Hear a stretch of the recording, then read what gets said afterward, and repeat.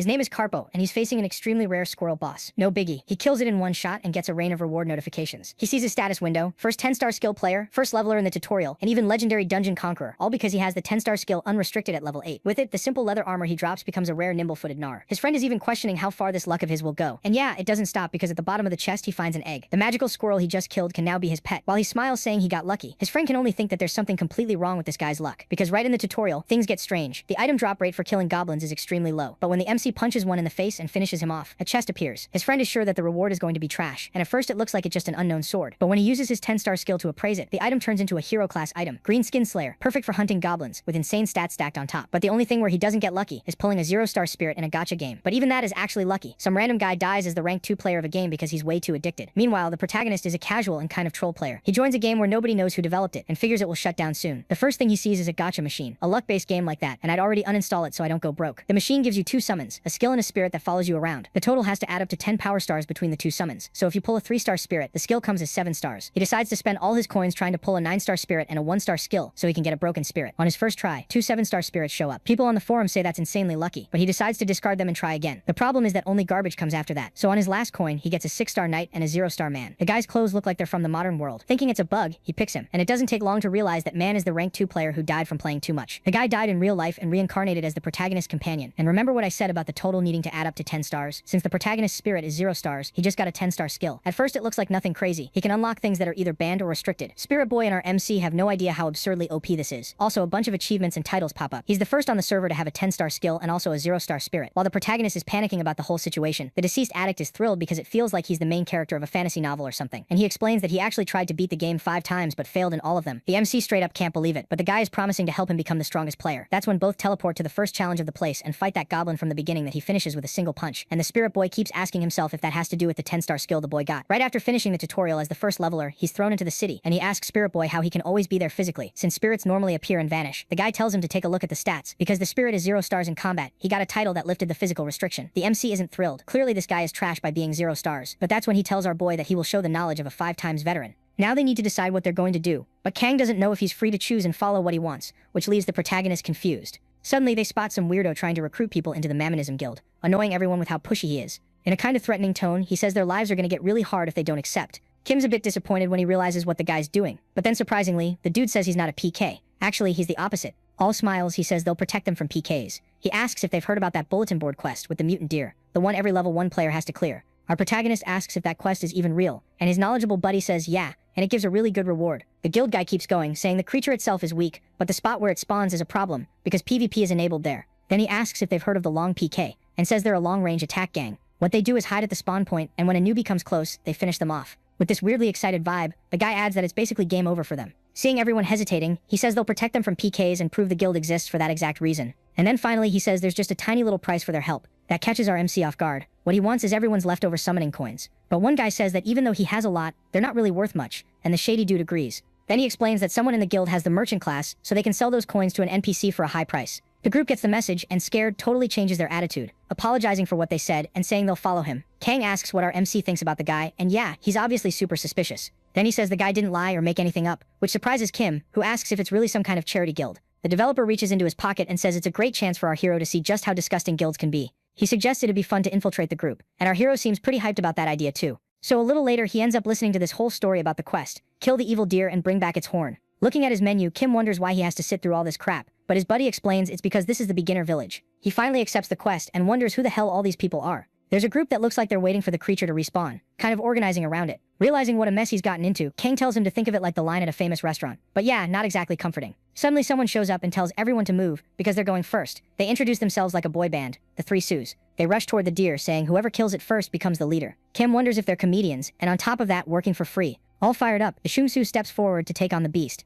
And now one of his brothers is about to end the fight with a perfect attack. Meanwhile, up in a tree, a sneaky player readies his bow. Before anyone can react, an arrow nails that guy right in the leg to his brother's horror. The guy drops to the ground, clutching his leg in pain, while his brothers run to him. More archers appear and immediately draw their bows. The people there for the quest start freaking out, and now a bunch of arrows fly toward everyone. Rohan yells for everyone to get back into position and protect the newbies. And right then, armored players appear in front of them to shield them. After the clash, the attackers run off, and the players realize the guild really did help them. They start chanting together, saying they love the guild and thanking them like crazy. Kim notices it looks like the line of followers got even bigger, while his buddy tells him to get back to their quest. But our MC complains, because the line is even bigger now. Kang says he wouldn't make him waste his time and leads him into the forest, because there are other spawn points for the deer. And he says it's right in the middle of long PK territory, which makes our hero nervous, since there are so many deer involved. His buddy explains that everyone gets 5 stat points per level, but he gets 10, so he can dodge arrows like he's in the Matrix, and he asks if he gets it now how he can handle the bad guys easily, calling him Mr. Protagonist. From a nearby tree, Rohan tells someone to take out the players who went into the forest. While they're walking through the woods, our hero admits something's been bugging him. He says the second arrow shot at him was different from the first. He explains that the first arrows fired at people were super accurate, but the second ones didn't seem like anything special, and he suggests it looked like the long PK were working together with the guild people. The developer is surprised and asks what he's getting at. Then while he's explaining that it was obvious they were all on the same team, he gets attacked by an arrow, one he dodges easily. The ambushers figure our heroes are at least level 10 based on how they move, but they're not intimidated. Kim asks if there's any kind of recording feature in this game. Not really getting it. Kang says the game records everything automatically, and asks if the kid is a streamer. With an excited look, he says no, but that it could be useful later. As he jumps toward the enemies, the system explains that since this is a PK area, whoever attacked first can drop some items if they die. Kim moves crazy fast and catches the attacker off guard with his guard down. With a slick move, he hits the kid with no chance to defend himself. And saying he's kinda bored, he says he's gonna beat him up a little more. Seconds later, the archer is on the ground begging for help, but Kim finishes off that threat in the most brutal way possible. The defeated player's sword drops to the ground while the other two stare in shock. And then they realize they don't stand a chance against our MC, and they're basically doomed. Walking up to the last one left, our protagonist intimidates him, leaving the guy stuttering on the ground. The guy begs and offers his items because if he dies, he won't be able to log in for 3 days and he'll have to eat cup noodles in Zone X. But our hero asks if he ever spared anyone who begged during a PK. And anyway, all his items are gonna drop regardless. In the end, the guy says he's going to curse him every time he eats cup noodles. But Kim couldn't care less. Now comes the fun part, picking up the loot off the ground. Kang asks if the kid is some kind of soldier, because he can't wrap his head around how he's so good at the game. Then he asks what rank he was in the game. Fantasia, and our MC says he managed to reach rank 2 once. Kim says maybe he just got lucky, but he had to drop it because he was spending too much on the VR room. His companion is impressed he's been using cheap VR up until now, since those rooms used that kind because it was affordable. And for the price, it was expected to be pretty bad, causing dizziness or just having terrible performance. Kang's amazed he got second place on such a crappy device, and with what he knows, he believes Kim will be top rank in this game. He suggests they should buy a new premium machine first, but our MC says he doesn't have the money for that. So his partner says to leave that problem for later, and just grab the items, but something seems off. In the middle of the loot, he finds a lottery coin. They realize it's not just equipment that drops, any personal item can drop too, even if it's useless. The developer looks thoughtful about it, while our MC asks if that could be a problem. Then he tells the kid to think carefully about where that guild would be using those coins they've collected. The best beginner strategy is to sell or trade the coins at a shop to buy potions. Kang comes up with another question. Who even came up with that beginner strategy? Our protagonist is shocked and asks if it wasn't that bastard Poop Game who did it. His partner confirms it, and fires back with another question. And do you think he was the only one behind that strategy? Then he says it was discovered by that guild's leader, and even though it's a great strategy, it also works like a trap. After a game launches, little tips get spread around the community, because strategies matter. But there's only one that's the absolute strategy. Kang explains that people post these ideas for all kinds of reasons, from genuinely wanting to help, to just wanting attention. And then there are the ones trying to stack profits. Of course, Kim immediately gets that this is what applies to the leader of the Mammonism Guild. The developer continues saying, the human mind is pretty simple. And once players believe in that strategy, it becomes more than just an idea. It turns into something untouchable, like a Bible. And it spreads fast, so people who saw that strategy would sell a ton of coins. Kim asks if there wouldn't be people who don't look up info. And for those people, your partner says there are players like Rohan out there, which leaves our hero impressed by how willing the guy is to screw other people over. But then something hits him. How does Kang know all this? The dev says it's no big deal, and that about a year from now, someone involved with the guild is going to become a whistleblower. Turns out those coins that look useless are actually required for a guerrilla quest that shows up at the antique shop in the starter town. Kim's shocked by that. He knows this is the most hidden quest in the game, and the time and place where the NPC appears keeps changing every so often. The dev explains it's simple. Find the NPC and hand over 1 to 9 coins to get a solid reward. Kim's curious because it sounds pointless, since the NPC's appearance and location are random like everything in this game. Smiling, his partner points out he didn't say it was random. He said it changes locations. Seeing Kim's blank expression, he says, yeah, it's confusing, but the veteran should just handle stuff like that. Somewhere else, a guy shows up freaking out, telling his brothers the other guys got absolutely wrecked. Jung, squad leader of the Mammonish Guild, asks what he's talking about. Still trying to process the mess, he's told there are already 10 casualties total. Getting serious, he thinks that's a lot, and gets even more tense when he finds out they were taken out by just one person. He's really worried, especially because his bosses are going to be on his case and cut his bonus. With his kid's birthday coming up, he suggests they find someone to deal with the problem. Right then, Hanzo steps forward. He's the top-ranked helper the guild hired, and he asks if it's his turn now. Hanzo asks why they're so quiet, while the two guys can't believe he's actually a ninja now. The leader thinks the mission doesn't really match his cosplay, but still confirms it's time for the ninja to help them out. Hanzo tells them to leave everything to him, and that it's time to repay all the kindness he's been shown. And while he's saying he'll strike quickly, he suddenly lets out a scream, like he just had some kind of breakdown. The kid drops to the ground, making everyone panic, but he says it's nothing. He explains the wound he got in his past life already healed, but he still ends up remembering those scars. Hanzo thinks about how he was top 100 in the game Lhasa, but couldn't break into the top 20 because he picked a really weak familiar. After making a new character, he tried to level up as fast as possible, and he's got another reason to keep going. That reason is the God of War, the guy who showed up in Real Fantasia and hit top 2 in a really short time. Hanzo even fought him in the arena, but lost. And then out of nowhere, the God of War vanished before he could get a rematch. But Hanzo says he can feel it deep down. The guy causing all this trouble is the God of War. Hanzo heads out, muttering that if it's fate, they'll meet again, leaving his employers with no clue what he's even talking about. Before leaving, he says he clearly remembers a night just like this one, and that moonlight is perfect for an assassination. The two guild guys watch him go, kind of stunned. The leader thinks his kids have no idea how hard it is for their dad to make money, while they agree the guy's cosplay is terrible. Hanzo gets ready, setting up some flaming traps around the area, and now all he has to do is wait. Even though it's his job, he doesn't feel great about messing with newbies, and he's actually happy because his contract with the guild is almost over. Soon after, someone pops out of the bushes. Kim shows up asking if deer hang around there, but says he's also interested in getting more items from the long PK. Excited, the ninja realizes it has to be this guy and waits for him to walk into the traps. And when our MC takes one more step, he gets caught. Right then, Hanzo jumps down from the tree straight to the ground. He announces that it's nothing personal, but the guy has to die when the terminal shows the trap was successfully disarmed. Grinning, Kim says that honestly surprised him, and he notices his 10-star skill keeps triggering. It looks like it's what disarmed the trap and removed the burn status. But Hanzo doesn't back down and says he expected that, so now he's going to use his secret card. He charges in using his special kamikaze skill, but at the last second, Kim dodges, and that totally shocks the ninja. With a clean kick, our MC disarmed that opponent, sending his sword flying. Hanzo's shocked the kid can pull off that technique like it's nothing, and with every second he's more sure his suspicions were right, but he gets snapped out of it by another spot-on hit. Kim says that if it weren't for his health status, he could have died to that trap, but Kang says what matters is the effect of the skill, and now they know that this 10-star no-restriction skill actually includes 3 different abilities. Our hero's amazed by that, and his partner's surprised he's reacting like that, like he's just having fun playing the game.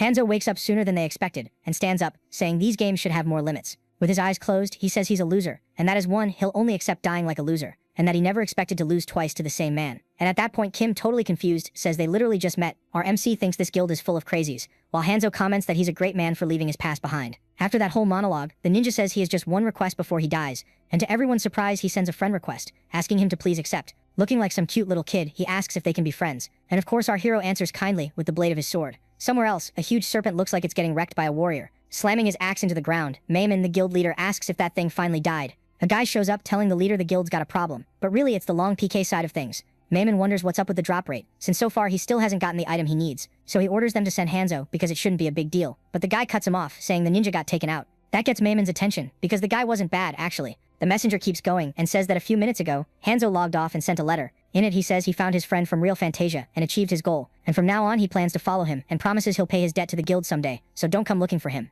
Mayman curses and can't believe it, and the other guy says he didn't get it either. The leader's seriously pissed and chews the guy out. He says Hanzo was really good but whatever, then asks and finds out the current person in charge of Long PK is Jung. He tells them to contact him and say he should only move in groups of 10. He explains the gorilla quest is going to pop up and they need to rack up more coins and orders them to spread out through the village and report if they spot the NPC. As he puts away his huge axe and item packed with abilities, he makes it clear he's not happy about wasting energy in a beginner area. Mayman says that axe came from that same quest, and he gets even more annoyed when he finds out the guy doesn't have any useful info about our hero. But he figures even if the kid knows about the antique shop and goes there alone, it won't turn into a problem. Before dismissing the guy, he tells him to make that bastard Jung write a report, and of course cut his bonus. Far away, Jung seems to feel like someone's talking about him, and his friend asks if he's okay. Finally, after what feels like a century, our MC manages to kill the deer, and now all that's left is turning in the quest. Kim stretches, thinking it's a shame they have to leave, while his partner suggests they go grab the reward. Our protagonist curious if the long PK guys are moving in groups now, on orders from their higher-ups, because if 8 or more of them jump them together, that could become a real problem. So he gets hyped to go after the gorilla quest, but Kang thinks it's a waste of time, since you have to wait for the NPC to show up. Kim asks if they're supposed to just hang around the village until then,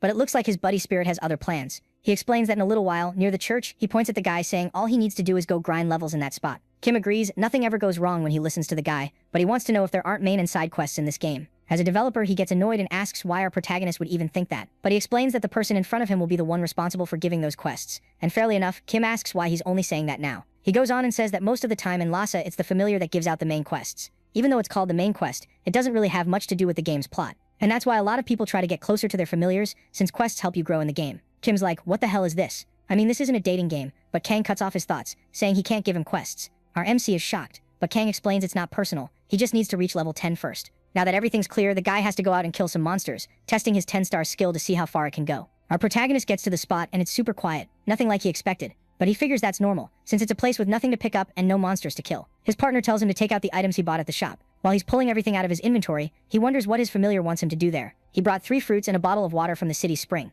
Kim does what his partner says and throws one of the fruits into the tree. Nearby, a rabbit had been watching him until a loud guttural sound freaks it out. Out of nowhere, this weird furious squirrel shows up. It's a hidden monster called the Tyrant Squirrel. Kang says he should beat this one easily, and since there aren't any tricks to leveling up in this game, all he can do is wish him good luck. Drawing his sword, Kim realizes that must be why he only gained 1 level after beating a level 35 goblin. With a totally unhinged look, he jumps at the squirrel, saying it's doomed for trying to steal his fruit. After defeating the squirrel, he levels up a few times. Kim's a little disappointed with the drop, but his companion tells him to plant it and water it with the spring water he brought. He does it, wondering if that wasn't the hidden piece. Then, out of nowhere, a massive tree shoots up, leaving him speechless. Kang says he did good, and now he needs to put his hand into the hole in the tree. When he does, he realizes he's found a special hidden dungeon, and his friend asks if he's ready. A bit embarrassed, he admits to his familiar that in the romance novels he reads, he likes the bad guys more than the good guys. Going into the dungeon, the guy explains that there can be monsters of random ranks in there, but they'll still be the same monsters. Everyone thinks there are only 6 monster ranks in Lhasa, but there are actually 3 more that are super rare like epic and mythic. Acting like a student in class, Kang says he has a question. Our MC wants to know about the 3rd rank since Kang only named 2, but Kang admits he doesn't know. He also thought mythic was the last one, but he found clues that there's one more, and when he entered a dungeon to find out, his physical body disappeared, and he got stuck there as a 0-star spirit. Kang adds that if Kim doesn't want to end up like that, he needs to take care of his health, and at that moment, the dungeon analysis ends. The 2 of them discover a legendary dungeon, and our protagonist even gets a title for it. Kim freaks out because it's so rare that even he hasn't seen it many times in 10 years, but his familiar tries to calm him down, but our hero says that's not a good thing, and Kang, not getting it, asks why he thinks that. Kim explains that the monsters inside are insanely strong, which makes it way more likely they'll fail. His friend says that a lot of the time players form a raid for this kind of dungeon and still end up failing, and with "I already know what you're gonna say" smile, he asks if our hero is going in, and as expected, our MC says yes. He says that even if he doesn't get anything from that dungeon, he's going to keep trying. They keep moving forward while the developer brings something up. Then he asks why our MC thinks the window said the boy was the first one to enter the dungeon, and not him. Our protagonist thinks about it and realizes he didn't go into the dungeon this time. His partner confirms he got it right. Kang explains that since he's done other dungeons, his level got too high and he can't enter this one. But Kim wants to know why he didn't come here earlier. He suggests maybe the other ones had better rewards, or maybe Kang knew he'd turn into an NPC and decided to leave this one for our hero. His familiar thinks that's total nonsense and says, of course there's another reason, while our guy keeps messing with him. But right then, our protagonist freezes when a huge squirrel comes charging straight at him. He's genuinely terrified, thinking, what the hell is that? And finally, Kang explains the main reason. He just wasn't confident he could actually finish it, and that totally crushes our MC. That squirrel looks kinda pissed and seems like it's about to attack the group. Kim thinks it looks more like a boar, and he's worried whether he can even do any damage to that thing. His partner eggs him on, saying that if he clears the dungeon without getting beat up, he'll earn a title. Determined, Kim pulls out his weapon and says he can definitely do it. The squirrel uses Berserker, boosting its strength, and lunges straight at our protagonist. Kim realizes it won't be easy to get through that monster's armor, so he switches strategy and weapons, thinking about where he should aim. He makes his choice and goes for a shot right into its mouth. Kim says it was scary, but fun. But his familiar warns him that at this pace, he's gonna get tired fast. Trying to act like he's totally fine, he asks if they can keep going and just finish this already. Kang can't believe how much energy this guy has. Not long after, his partner starts wondering if he's even human, considering how many squirrels he's killed already. But it sucks that they only drop these fruits. The dungeon really does have a drop rate bonus, but the squirrels don't seem to have anything good. Suddenly, a treasure chest appears, and Kang explains that these show up in dungeons and contain rare treasure. He also says it's not guaranteed you'll get a rare item, and the odds are low, but our hero isn't even listening and just assumes he's gonna get lucky. So without wasting time, he opens the chest, and it's like the developer never runs out of surprises. The 2 of them realize it's some kind of rare hippo, stronger than a boss. It's the kind of monster that only shows up once in a while. Kim asks if it'll drop good stuff, since it's a rare mob. His friend explains it's more like a trap, so it probably won't drop items, but you can get a ton of EXP and even earn a title. And our protagonist says he's definitely taking it down, because there's no way he's missing out on a title like that. Kang tries to warn him about the monster's weak point, but our hero says he doesn't even need to know, he's just gonna charge it head on. His buddy thinks he's completely lost it and is sure he'll die fighting like that. Kim gets that his friend meant you can grow slowly that way, but he wants to do it differently. Then he spots another chest nearby and admits that yeah, fighting is fun, but opening reward chests is even more fun. Kang tells him to grab that pile of fruits and smack the squirrels in the head with them, and of course our MC does it. Just imagine what's going through the squirrel's head watching that. Our protagonist asks if that's its weakness, but his partner tells him to chill. Something starts happening, and a secret entrance begins to reveal itself. That reveal leaves our protagonist completely stunned. Our protagonist looks a little embarrassed while Kang tells him to go over there and hit the squirrel. Not believing it, he asks if he seriously has to hit it right where the sun doesn't shine. Kim freaks out, asking how this guy can even call himself human, but his partner says the treasure and the squirrel are about to disappear anyway. Looks like the little thing is leaving, so our MC runs after it, with his duo cheering him on in the background. Our hero is crying, apologizing to the little guy, while he gets levels and titles plus other rewards. Kim asks for his familiar to be replaced, because he doesn't want to walk around with a psycho, but Kang fires back, asking if he means him. Then the guy reminds him about the chest, and our protagonist instantly forgets his problems and sprints over to it. To his disappointment, there's a lock on it, and now they'll need a key of the same rank to open it. The 2 of them are on the same wavelength and come up with an idea which would be kinda cheating if it actually works. After messing around with a few tricks here and there, they manage to open the chest. Inside, they find an unidentified leather armor. Kang thinks it's interesting, but he knows they'll need a high-level appraisal rank to identify it. But our hero is crouched there with this curious look and goes, "You know that, right? The protagonist is always special." A little later, the developer sarcastically tells him to just unlock everything and take advantage of it with Lasa's system. But then they both snap back, totally shocked, because they realize our MC's 10-star skill works for appraising items too. Following his guide's instructions, the kid opens the terminal to look for info. Pretty quickly, he notices there's new info in there. Using his skill, he finds out he got a rare armor, while Kang wonders just how far this insane luck of his is gonna go. Right after that, another legendary treasure chest appears, and of course they open it easily, but they're kinda surprised it's an egg. Even though he's scared it might be another trap, he tries using his power to identify it, but deep down he's actually hoping it won't work. The egg turns out to be a magical squirrel, and you can hatch it the right way. Kang says magical squirrels are super useful and cute, which is why they're famous in the game. They attack from a distance while our MC can stay up close in melee. The protagonist asks if he just needs to use those fruits to raise the egg's stats. He looks like he's got endless energy and already wants to keep moving, while his companion wonders how the kid can be this good. A while later they run into more squirrels, and without thinking twice, Kim rushes them with his weapon. Then he attacks the squirrel in a kinda sketchy way while apologizing, which just makes the other guy more and more freaked out. At that point, he beats the dungeon boss and hits level 10, and of course he clears it without taking a single hit. A bit tense, he notices it dropped more of that thing, but with different colors and stats. Confused, he says it's like picking ice cream flavors and asks for help deciding. Kang suggests he choose after doing the job change quest, since he'll be able to pick from 3 options. But our protagonist thinks his expression is weird and wonders if they're starting to suspect him. Then he brings up a good point. If he's not a normal familiar but an irregular, how can he assign quests? Looks like the guy got caught, but he says he might not know much about that, though he does know one thing: somehow it'll work out. Our hero gets a quest from his familiar and it auto-completes, so he comments that it's basically the perfect spirit, and he asks if what he means is that basic skills are the most important, while his partner bows and apologizes. Kang says that since Kim is O-star, the class options he gets are only regular jobs, but he can try an NPC. He just needs to reach level 45 and then he'll be able to change. Kim says there's no way he's becoming a fisherman or a farmer, but Kang explains he'll give him good items for that. Still, the priority is the gorilla quest. That's the newbie city, Lei Sin. Our MC watches a player turn in a quest and pick up another one from his familiar, calling him a god, so it looks like that player is basically a messenger of God. Changing the subject, he asks if he'll get something random from the antiquity quest. His familiar confirms it, and says sometimes you can get something really amazing. Then all of a sudden they spot the owner of the antique shop near the church. The old man asks if the kid wouldn't like to trade with him. On the terminal it shows the antique shop owner wants to trade, and of course our hero accepts. Suddenly, a bunch of people come running over, pissed off and yelling that someone already accepted the quest. Kang is pretty happy they got there before that trash guild, and tells him to grab the reward, so they can leave. But then our hero says he can't accept the quest. His familiar screams in panic that he was supposed to accept it, saying nobody has ever refused that quest before. All of a sudden the shopkeeper's vibe changes, and he says our hero isn't serving any god. Then a secret quest pops up to change jobs into Sorcerer King. The old man says that if it's okay, he'd like to talk to the kid somewhere more private. Kang is really shocked, because even he didn't know there was something hidden there, so our MC agrees. The shopkeeper says he liked his answer, and grabbing his arm asks if they can go. That guild group keeps running around yelling to grab the bastard, because they'll die if they don't complete the quest. But then a super bright light bursts out around the two of them and blinds everyone nearby. A while later, they're in a place that looks more like a Greek temple. Kang tells our MC to think carefully before talking to an NPC, because it's not like talking to a normal player, and Kim agrees. The old man introduces himself as Drek, and welcomes everyone, saying he'd like to welcome them on behalf of Akram. Drek says that since he passed the first test, he'll tell him everything why he pretended to be a shopkeeper and where he spends the coins he collects. The old man keeps going, saying the kid didn't fall for the temptation, but then our MC cuts him off. He says he has a familiar, so that means he does serve a god. Drek stands up and opens a terminal, asking the boy to wait a moment. Then he says that actually, the kid's got a ghost following him around. And the old guy says he's gonna find a good exorcist for him, and Kang gets pissed at the idea. But anyway, the terminal shows he's qualified for the Sorcerer King Descendant class test. That's the one who created the Empire, which didn't last long because some entity invaded and wiped everything out. Those were the false gods, aka familiars. Kim wonders if the familiars are actually the invaders of this place, while the old man keeps explaining that tons of people died. After a brutal battle, the Sorcerer King sealed all the familiars, but over time the seal started to break. The familiars invaded the continent again, and little by little changed history, getting worshipped like gods, and now they're trying to devour the continent again. They use outsiders and call them messengers of the gods. Suddenly the terminal shows phase 2 of the test, and that freaks the old man out. He asks if Kim already finished the second test. Shocked, he asks who that kid is,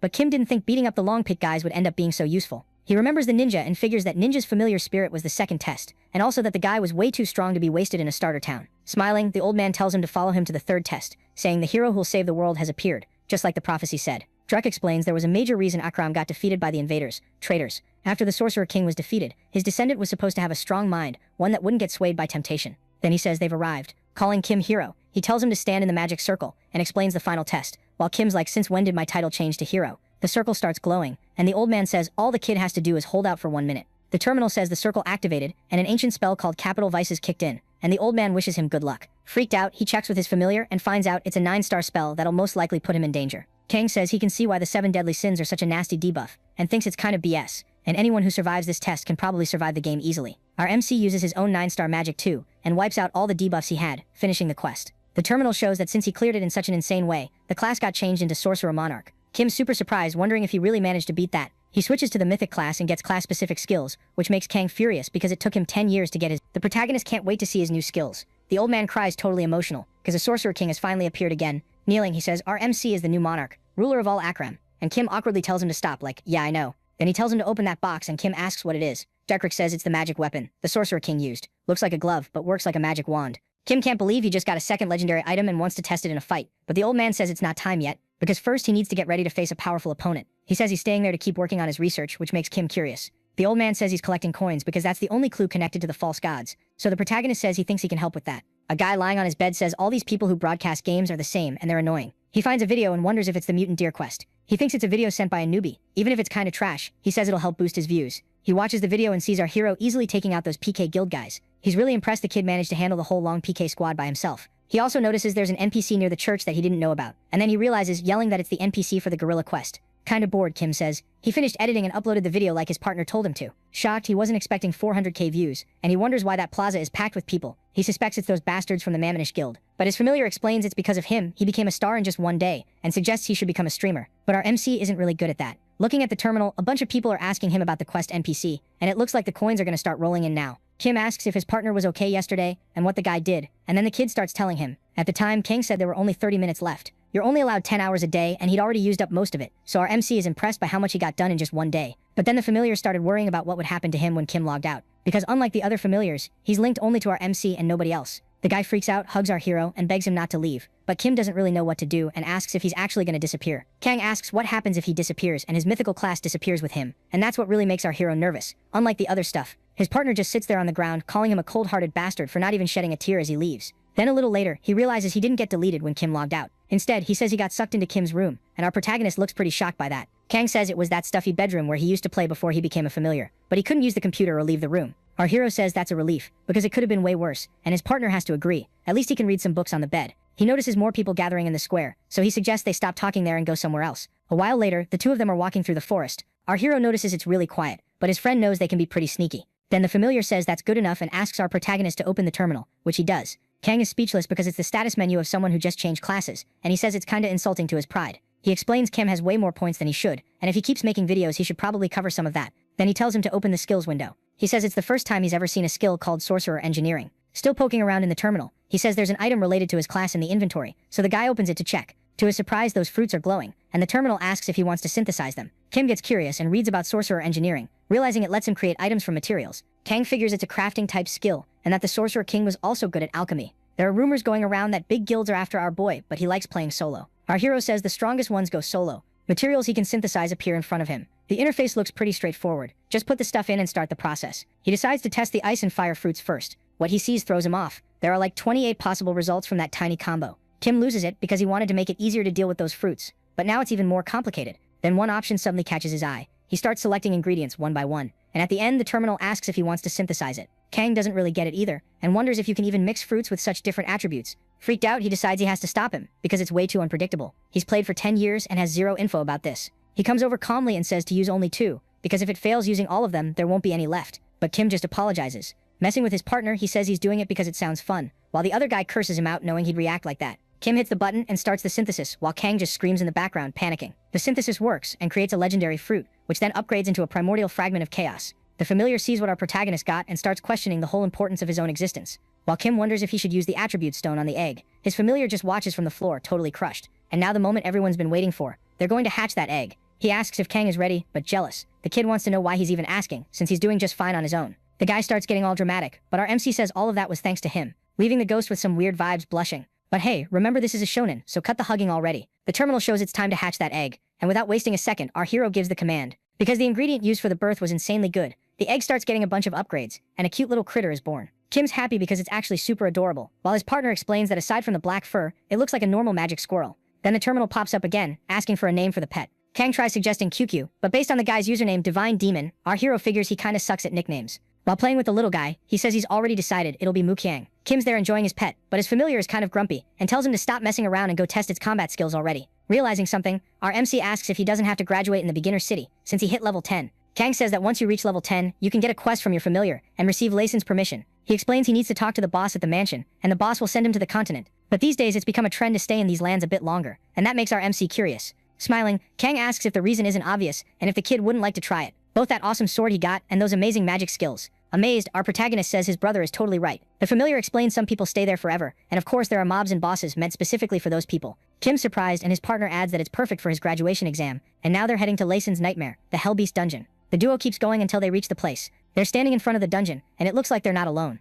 It seems like one of the busiest spots in the area, with tons of people looking for a party or trying to buy items. Kim gets curious about the first part and finds out it's the place he wrecked, the one where you pick up the mutant deer quest. Someone nearby comments about the videos that got posted these past few days. Kim watches people speculating about the antique shop quest NPC, because they went there and couldn't find him. One of the two thinks about joining our MC's group, but the other thinks he'd never accept that. Kang messes with him, asking to join his group too, but our protagonist doesn't want to become some kind of celebrity. Then he walks up to the entrance, and on the terminal a question appears asking if he wants to enter the dungeon. Our hero's surprised because it's a dungeon where you have a time limit to clear it. So Kang points out a monument, the record system, and tells him to put his hand on it. A menu opens in front of him showing the records of people who cleared that dungeon. But those question marks make him curious. His familiar explains it was a player who chose to stay anonymous. Kim asks if it could have been the Great Divine Demon, and his partner, acting all smug, says he's pretty sharp. Second place is named Tado Toshin, and our MC thinks he's heard that name before. Suddenly some people start coming out of the dungeon, and the people outside comment that they must have cleared it. A guy who just came out adjusts his glasses and says, "Finally got you, you filthy little dog." And we run into the three sus again, posing like they're cute little kittens. Those guys get curious to see if they're on the rankings and go check, while our hero thinks it's funny seeing so many familiar faces.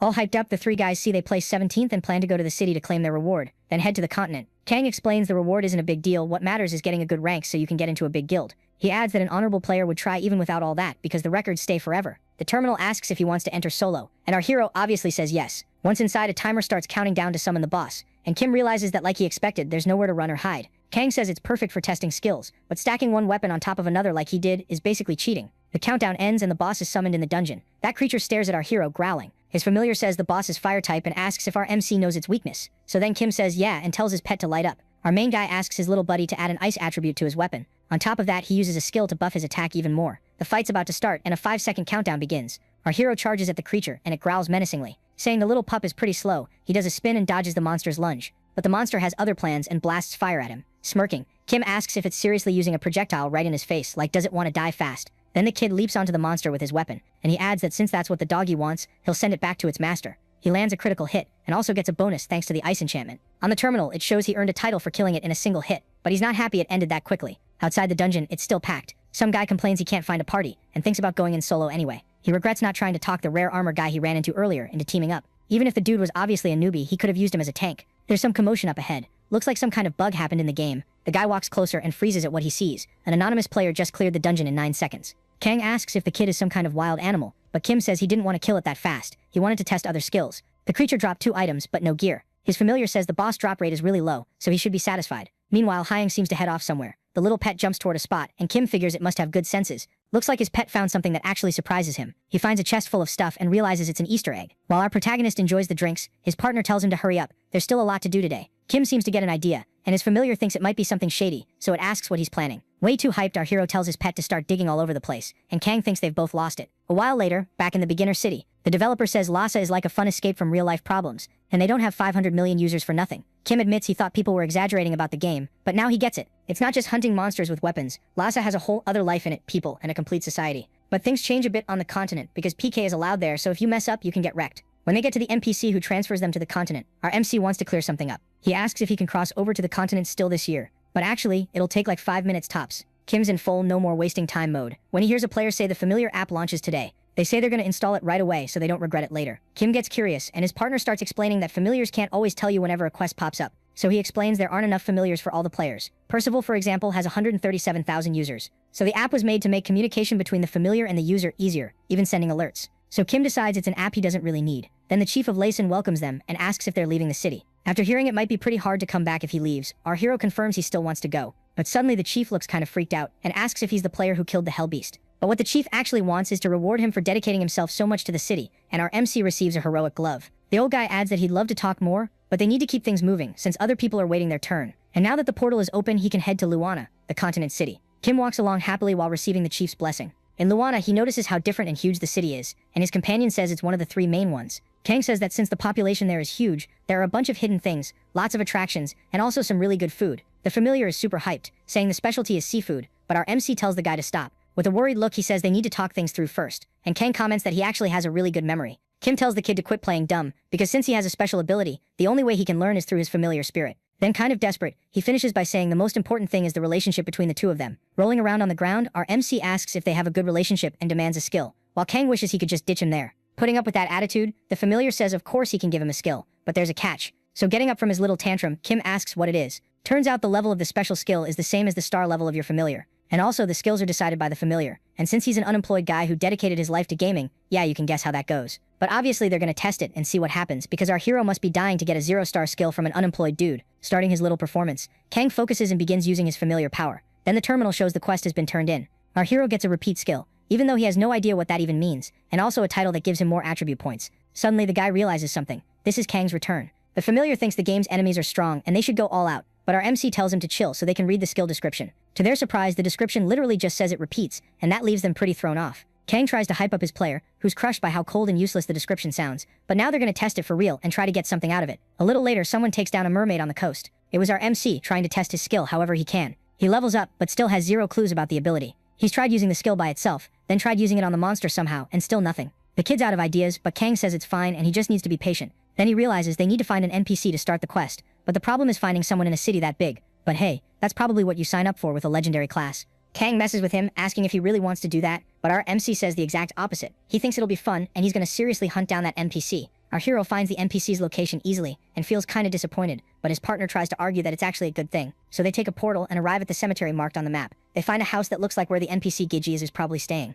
Kim politely knocks and starts opening the door, asking permission to come in. The second he opens it, he smells lemon. Someone shows up laughing, saying the smell is strong, and he explains there's no better way to get rid of the stench from bodies. That old guy is Gigi, the cemetery caretaker, and he finally asks what he can do for the kid. Kim's not really sure what to do because since it's a quest, he thought he just had to hear about the Sorcerer King and that was it. While the old man is asking if our MC needs him, he notices the glove he's wearing and gets totally excited. And finally the NPC realizes he's the Sorcerer King and reacts the way our hero expected. So now he's got the VIP pass. Our protagonist completes the quest and leaves the old man behind, all happy focusing on the next quest tied to his mythical class. Gigi says the Sorcerer King's relic was left not far from there, and our MC asks where exactly. Then he finds out it's in the crater in the middle of the cemetery. Originally that crater wasn't supposed to exist, and the relic was secretly hidden there, but about 150 years before the city was built, something happened, and the trouble started when the residents built a cemetery on that spot. Since the relic was packed with mana, it started affecting the area, and undead began showing up. Kang thinks about how the first relic he got was basically a puzzle, and compares it to this one. The old man says they don't have the power to deal with the undead, and now it's basically impossible to enter the ruins. But with a few ingredients, the kid can make an artifact that blocks that energy. So he asks them to bring ingredients from the sea, which are known as symbols of purity. Kim gets excited because he knows that since he doesn't have any gathering skills, he'll have to rely purely on drop luck. So he says he'll definitely bring it back to the old man. With the quest accepted, the two of them leave and decide to check their inventory first.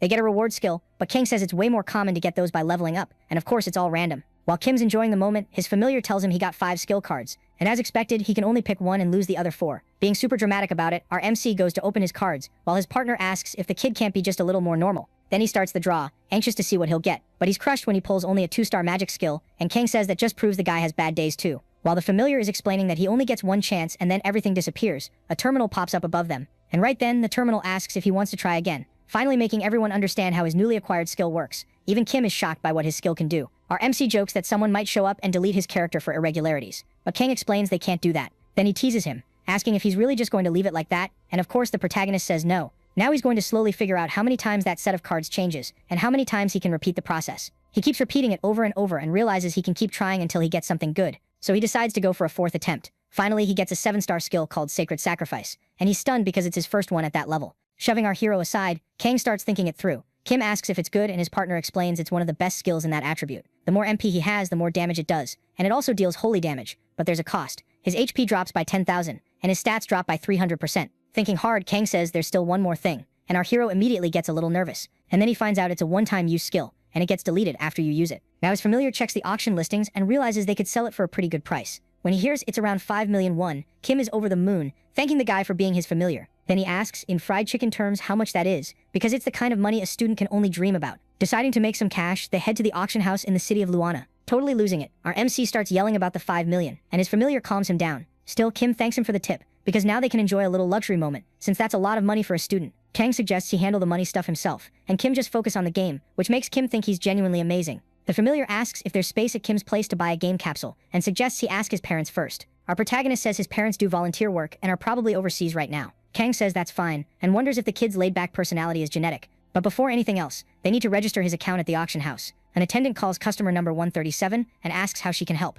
She asks if our MC wants to register an account, and he says yes. Then she tells him to place his hand on the crystal ball in front of him. In Lhasa, this money exchange system is handled through agencies to keep users from getting scammed. Kim had been wondering how they could cover server costs just by selling skills, but it looks like he's got his answer. The attendant says that now that he's registered, he'll be able to list items for sale. Our hero asks what the point is, since there's no real result yet. She continues saying the measurement is complete, and she looks impressed by what she's seeing. Then she congratulates him, saying his rank has been determined as black, but our protagonist has no idea what she means. She explains there are 6 rank tiers from bronze up to black, and that it measures how impactful your footprint in the game is. Kang explains the crystal ball picked up his legendary footprint, and that there are only 5 black rank players in the whole country. The attendant says everything's set and our hero will receive an email with all the benefits an associate gets. She adds that it's an honor to work on Lasse's new story and asks him to enjoy the thirst game at headquarters for a long time. Kim starts thinking about how Lasse is just another world. Then he asks his partner if they couldn't give him a capsule for free since he's black rank, but Kang says no. Our protagonist says it's expensive and they can't afford it, but his familiar gives him a pretty interesting look. Then his familiar tells him a secret, telling him to go to that place and take whatever he needs.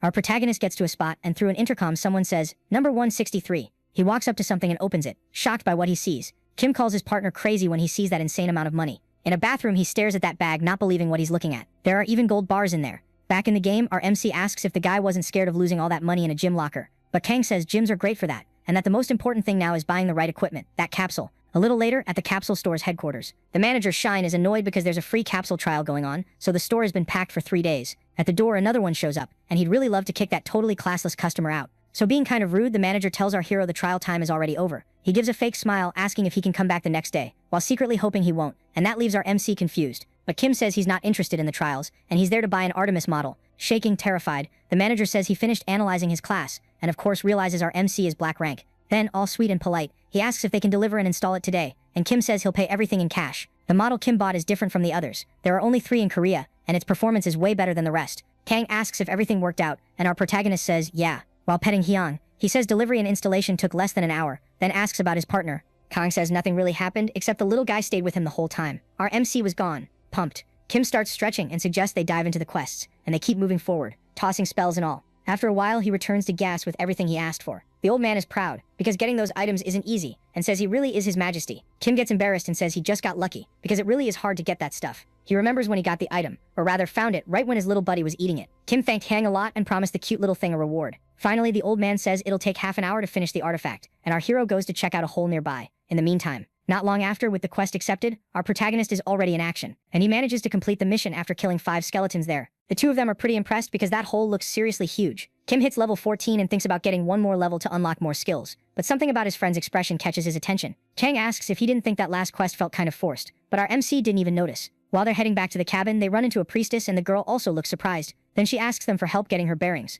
She smiles shyly, saying she wanted to hunt some undead, and our hero explains the direction to the cemetery. But her expression suddenly changes, and then she thanks him for the super valuable info, and she just turns around and walks off. Kang messes with his friend, asking if that's his type, but honestly our MC felt something weird about that woman. He starts thinking and realizes she smelled like lemon too, and on top of that one more thing, that red liquid. Panicking, he starts running and says, so that's what it was. Kang doesn't get it and runs after him, trying to figure out what's going on. They sprint back to the cabin and our hero throws the door open yelling for the old man. But when he looks inside, he finds the man collapsed on the floor. Kang says he finally gets why they had to do that pointless mission. It was needed to move the story forward. Our protagonist reaches the old man and finds him still alive. With difficulty the old man says the enemies found out they exist, and he hands our hero his last gift. Kim gets 2 quest items. As the old man passes away, the terminal shows our MC has gotten 2 out of 3 relics. Kang tells him to get up, because this is just a story event and he shouldn't take it so seriously. But our hero says he's not upset because of that. He's pissed because they decided to mess with his relic. When they get back to the hole, they find footprints that weren't there before, like they're pointing out the entrance to them. Then the terminal shows they found an event dungeon called Luana's Hole, and they decide to go in. As soon as they enter, a timer starts counting down, and our hero feels something awful messing with him. He's getting hit with a bunch of debuffs,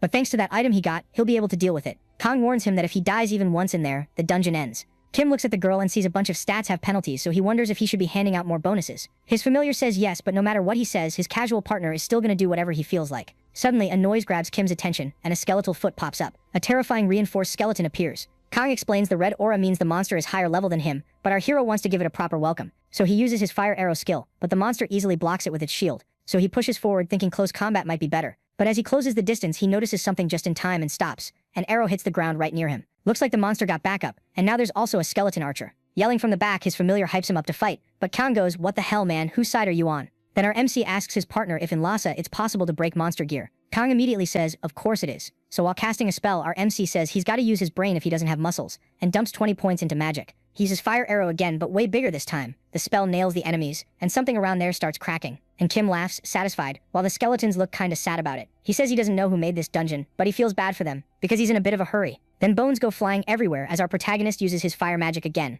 And now at level 15, he gets to roll for another skill. Kang tells him to keep dreaming, because he got a low tier pack that only goes up to 7 stars, while the best ones can go up to 8 or 9. Our protagonist rolls the skill, and now it's time to keep repeating that. He keeps rolling non-stop until he reaches the last card. A 5-star lightning skill appears, and Kim decides to keep it, since it looks really useful. Checking the clock, he realizes they don't have much time left, so they need to move on, figuring someone's probably waiting for them up ahead. While they walk, Kim asks his supreme bro if they aren't on a quest to capture the invader, and whether it could be another player being guided by their familiar spirit. But Kang explains that sometimes familiars can sponsor an NPC too. Our hero doesn't think a player would have such perfect timing for when the event would happen, but if it is one, then the info must have spread already. Agreeing, his partner says that since there are crazies in Lhasa, it's better to keep info hidden, but in the end, it doesn't matter that much. Kim asks if there's something on his face, but his partner says it's kinda impossible to hide anything with him loaded up with skills and weapons. Kang adds that it's an important quest, so he should focus and finish it already, and then they finally reach a huge entrance. That door starts to open. Facing that light, our hero says it's time to make history. When they step inside, they find exactly who they were expecting. That priestess says he got there way earlier than she thought he would. She admits she was bored and almost just broke everything and left, but it's great he made it in time. Kim notices she's sitting on a coffin, and that must be the Sorcerer King's relic. The priestess says she doesn't know what's in there, but it's gotta be something valuable, so it'd be a waste. Then smiling, our MC asks if she decided to change her plans, and the woman jokes that she's polite enough to ask other people first. With a flick of her staff, she starts the fight. Finally, she asks our hero if he wouldn't like to hand her the key to that coffin. Kim says the red on her status screen is kinda unsettling, and Kang explains the level gap is 35, so yeah, she's no joke. The very next moment, our MC jumps straight at his opponent. Their weapons clash. The girl messes with him, saying she didn't expect him to be that fast, while already counterattacking. Her hit is so strong that a piece of his sword snaps off. Freaking out, our hero realizes she just broke his weapon. Kim asks his big bro if this NPC can be beaten, but the answer he gets is that thing's a monster. King says the kid's pretty sharp and that she was designed to be unbeatable. Right then, the woman points and asks if he saw that. She points to the center of the coffin, hinting that the key he got should fit perfectly in there. His familiar says the quest requirement is to grab the relic, not kill the boss, so he needs to find a way to cheese it. Looks like our MC finally gets how screwed he is. The guy explains the first thing he needs to do is lure her as far away as possible. Meanwhile, our protagonist is cooking up something with his little buddy. The boss just keeps watching, and our MC asks if she can still take damage, which leaves Kang stunned. Kim wonders if the reward for beating her wouldn't be amazing. His partner panics, asking why he's choosing the hardest route when he could just work around it.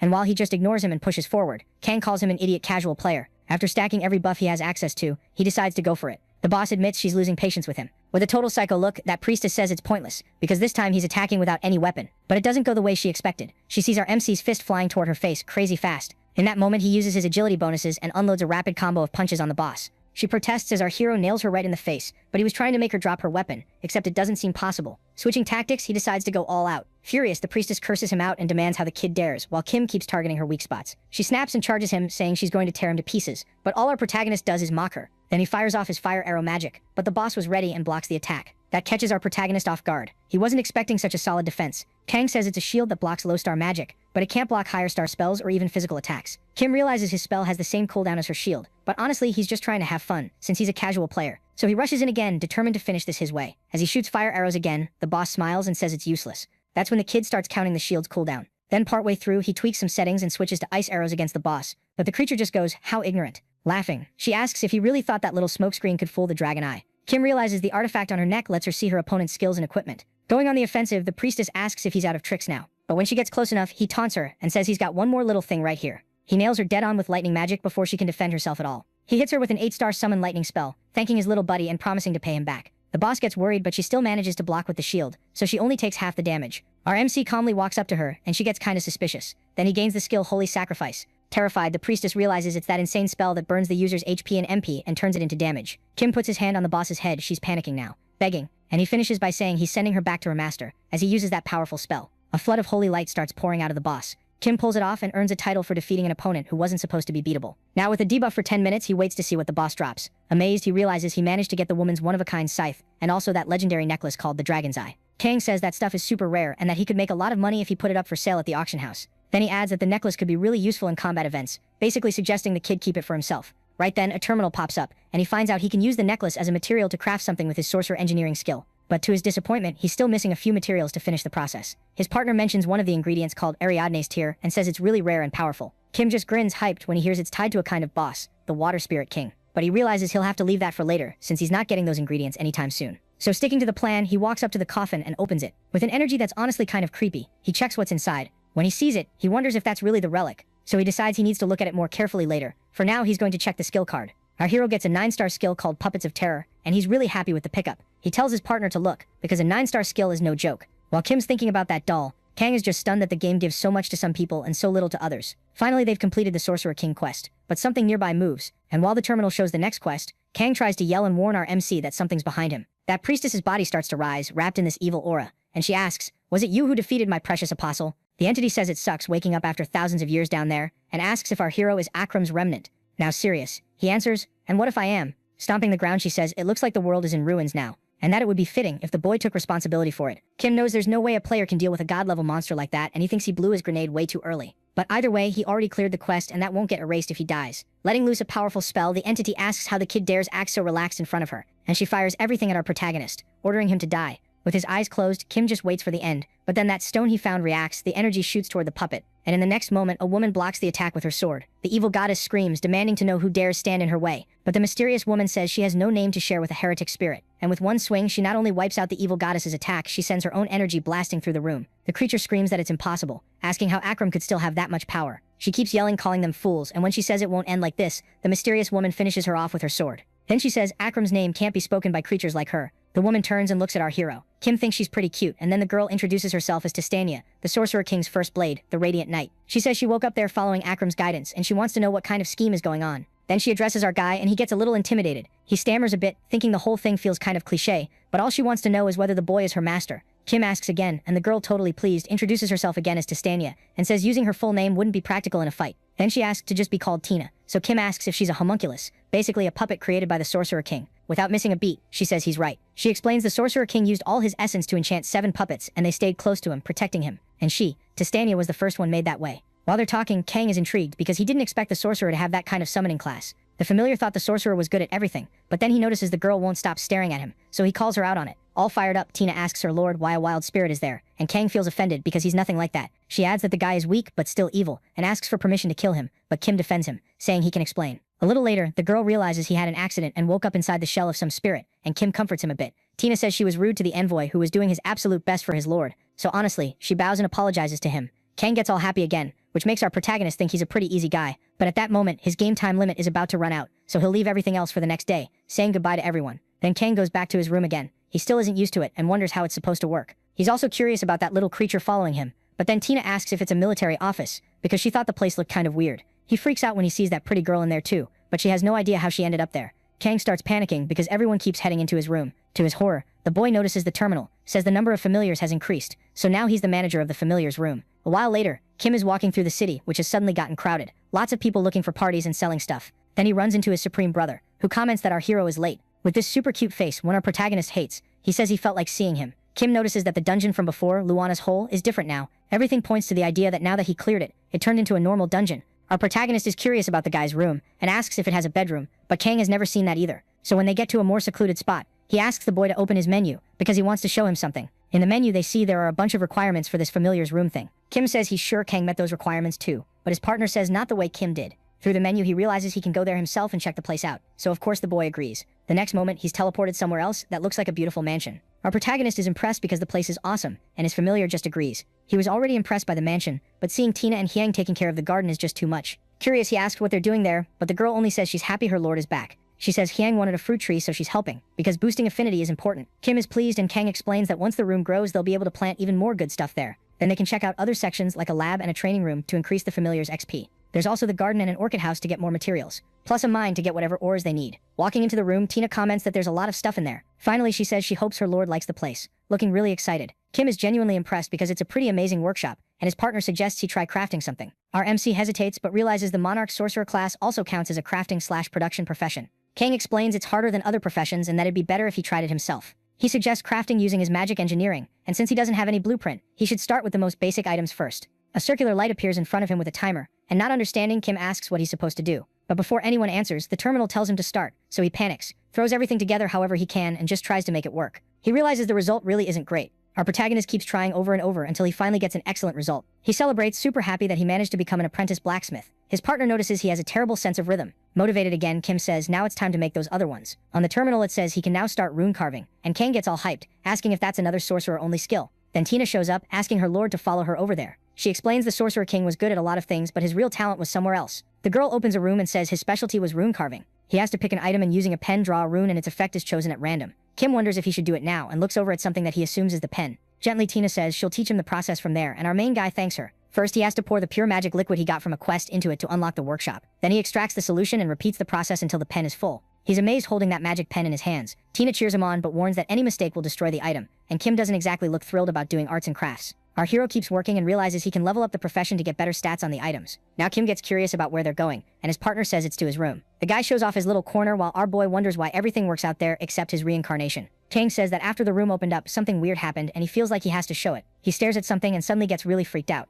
Not understanding anything, he wonders why there's a capsule in his room. It's super weird, but it still doesn't work. The familiar thinks that once they unlock more room functions, it might start working. Kim checks the menu but still doesn't find anything. Then Kang asks if he wants to see something fun. He reveals the internet works on that thing, and that totally shocks our protagonist. But for some reason, it only lets you access platforms related to Lhasa. So Kang says that's the whole point. He asks if our hero wants to be a streamer, and if he sent the video of that hellish beast. Kim says he edited everything nicely and yeah, he sent it. So the familiar tells him to check the views. Our hero actually got a ton of views, and he's also confused about how that comment section works. He gets a little tense, wondering what all that stuff is. Kang explains it's the company's email, because the best streamers work for them and in return the company gives them the support they need. That sounds pretty great for saving time. So Kim asks if he could search for a specific place. But his familiar, being as dramatic as possible, says he doesn't need to, because the kid can do it for him. Kim can't believe it, but his partner explains that now that they have internet, he can use his free time to help him. He says that if it means our MC will succeed, he'll do whatever he can, and our hero gets really touched by that. So the two of them hug, also in a super over-the-top way. But the guy knows that if Kim gets sick of the game, he'll be stuck forever as some abandoned spirit there. A while later, in the city of Luana, he's already listed his items at the auction, repaired his gear, made potions, and now he needs to go pick up some quests. To his disappointment, the terminal shows he can't continue the wizard quest because he doesn't meet the level requirement. Kang scolds him, saying he's still level 17 and should be higher for that. Since he's still 8 levels away from his next quest, he decides to deal with his weak points. Kang asks what he's planning, and our hero says the only skill he can use right now is fire arrows, and he really needs another skill. His familiar says that since they already have a goal, now there's just one question, whether they should go do the Sea Cave quest. He explains it's one of the most popular quests in the game, because it helps beginners, but it has a weird condition, and Kim gets worried. Kang explains it can only be done in a group, which makes our MC ask if the devs ever think about solo players. But Kim asks if based on the whole profession/lore thing, other users aren't supposed to be enemies. The first emperor founded Akram 800 years ago, and the patron spirits betrayed the players, sending the kingdom into ruin. Kim thinks a lot of people were directly involved in that story, including Tristania. So what would happen if another guardian spirit recognized Tina? The familiar pops out of his pocket and says, basically, her master shouldn't worry about that stuff. The puppets were created at the end of the war, and since they only act in secret, she doubts anyone would recognize her face. Feeling more relieved, our MC says then it's fine, as long as it's fine with her too, while thinking the real problem is having to grind this insanely strong character from level 1. They're curious why the girl is so tiny, so she explains that in this form she can recover way faster. The group decides to head to the cave, and when they get there they see a bunch of people looking for parties, just like them. Kim looks for the start of the quest, and it seems like it's in that crowded spot. A little girl asks him to get her necklace back, and in return, she'll give you a super valuable card as a reward. Our main guy walks up and accepts the cute little girl's quest. He says she looks totally normal on the outside, and he wants to know why players call her the Angel or Devil of Luana. Kang asks if he's noticed yet, and explains that the quest reward can be either really good or really awful. Now it's time to find more party members, so he uses his unlocking skill. Kim thought that might open up his own entry, but nope, turns out he was wrong. Kang tells him to try it in other dungeons later, which means they really do have to look for more people for the group. Kim doesn't really care who it is, as long as they can get through the mission without trouble, and he doesn't even notice someone walking up. The newcomer asks if they need a teammate, calling him the God of War. When Kim turns around, he sees that weird ninja again, and the guy says he showed up just in time. The ninja puts on a little act, saying it's the craziest coincidence, because he wasn't even expecting to run into them there. He adds that their past life bond is basically impossible to break, but Kim is busy looking for a decent candidate in the menu. While the ninja says he'd be happy to help, our MC keeps trying to recruit literally anyone, but he's not having any luck. The guy steps closer to get his attention, asking the great god of battle to look his way. Nervous, Kim asks why he's talking like they already know each other. But then Kim remembers, this is the guy who caused trouble before. The ninja confirms it but says he left that organization. Our hero says it sounds like he actually wants to help, not get revenge, and the weird ninja confirms that. He adds that it looks like their goals line up, while the quest girl just watches them with a smile. He suggests forming a party with someone he's already crossed swords with, but Kim knows it wasn't exactly like that. Honestly, the ninja got wrecked. Still, thinking it over, Kim realizes the guy could be a solid partner. The kid seems to play fair, and in a way even helped him get his special class. So our protagonist agrees and the ninja gets all emotional. Excited, the guy asks him to wait a second because he'll be right back with the quest. Kim agrees since it gives him time to spend his points. He's casually looking things over while Kang tells the kid to never show his menu to anyone because he could get killed for it. Kim thinks about putting some points into agility and magic, but since he has a lot, he's also going to invest in his puppet skill. Kang says that's a good call, and our protagonist decides to boost his magical engineering and elemental mastery too. That ninja comes back, thanking them for waiting, and says that if everything's good he can invite him to the party now. When Kim joins, he can't believe the guy is actually an archer, and wonders what's up with the cosplay, but Hanzo tells him to follow. Inside the cave, Hanzo asks how much our MC knows about the place, and finds out it's Kim's first time there, so he clears his throat and asks to explain. The monsters here are a stronger version of the ones from the beach. They attack first, and there are traps all over the place. Kim, hyped, says that speaking of which, he didn't expect them to show up this soon, and a creature appears right in front of them. Kim realizes it's the perfect moment to use Dragon Eye. After he checks it, the monster's info pops up in a window. Hanzo tells him to leave this one to him. The guy starts doing some kind of ninja jutsu. He summons something called Snow White, and Kim's like, how far is this dude taking the cosplay? A super cute hero rank pet appears. Then he tells his buddy to attack with an air cannon, and the little thing immediately does it. The pet fires a powerful blast at the enemy. Kim notices the monster cancels the attack just by blocking with its shell. So Hanzo pulls out his weapons and gets ready to fight. Then he says just one word, victory, and he strikes a victory pose, using a lightning spell with a bunch of flashy light effects. Several pillars of energy appear, and the ninja does his victory pose a little farther ahead. Kim compliments him, saying the move was awesome, and Hanzo gets all flattered, saying he can't wait for their next fight. Farther in, our hero has his pet cast a lightning spell too, taking out a few more monsters in the area. Our MC praises his little buddy. Hanzo comments that he didn't know he had a pet too, and he also asks about the doll in his pocket. When he asks if he's a puppeteer, our hero tries to dodge the question and says it's kinda like that, while Tina sits there super shy in his pocket. Then the two of them reach a fork in the path. Hanzo says they just need to go right, but our hero gets curious and finds out it's because the dungeon boss is on the other side. Kim doesn't get it, and asks if they shouldn't just beat the boss now, since they'd probably get good rewards from it. Hanzo says that since the goal is to get the necklace, they don't need to fight the boss, but our MC notices the kid gets really nervous about it. Kang is surprised the ninja said something sensible for once, and tells Kim to just listen this one time and take the right path. With a dumb grin, our protagonist just wants to have fun, much to his guardian spirit's annoyance. All excited, he says they should go take a look first, and his companion starts freaking out. Kim asks what kind of boss would make Hanzo act like that, and the panicking kid begs the god of war to talk quieter. Something seems to be crawling around nearby, and the desperate ninja says they've been found. Finally, the huge boss shows up. Everyone screams in panic, but our MC is totally chill. That monster comes crawling toward them. Then all of a sudden, a glow bursts out from Kim's chest, and Tina pops out with a weapon in hand to protect him. Our protagonist thanks her, and she yells that as long as she's there, she won't let anyone lay a finger on her master. Kim thinks he got a little spooked because of how massive it is. Kang and Hanzo shut their eyes, suffering just from looking at the boss since they hate insects, while our MC still doesn't get why. Tina says the monster is really tough, and with that tip, our MC uses his necklace to analyze it. While checking its stats, he compares them to that priestess's shield he fought before, and the huge bug just stares at him. Kang panics when he sees the boss has a fast attack skill. Our hero keeps thinking through the best strategy to deal with the monster's metal armor ability. The monster is seriously gigantic. Finally, Kim thinks about trying to burn it somehow. So without wasting time, he uses his lightning arrow skill. He nails the disgusting bug dead on and gets excited to see the damage, but he's disappointed when he realizes it was only 1%. Then he tells his pet to use the thunder summon skill, and this time it does a little more damage. He also asks Tina how long she can keep this up. Determined, she says she can do it all day, and as long as she's there, nobody's getting close to her master. Pumped, Kim says she's really reliable, and that he'll owe her one. Kim gets moving. First he needs to drop the boss's HP under 30%, so he puts 15 more points into magic. Standing in front of that massive monster, he uses lightning arrows again. He keeps attacking as the boss's HP drops way faster now, hitting 33%. His partner steps in front, drawing the big roach's attention.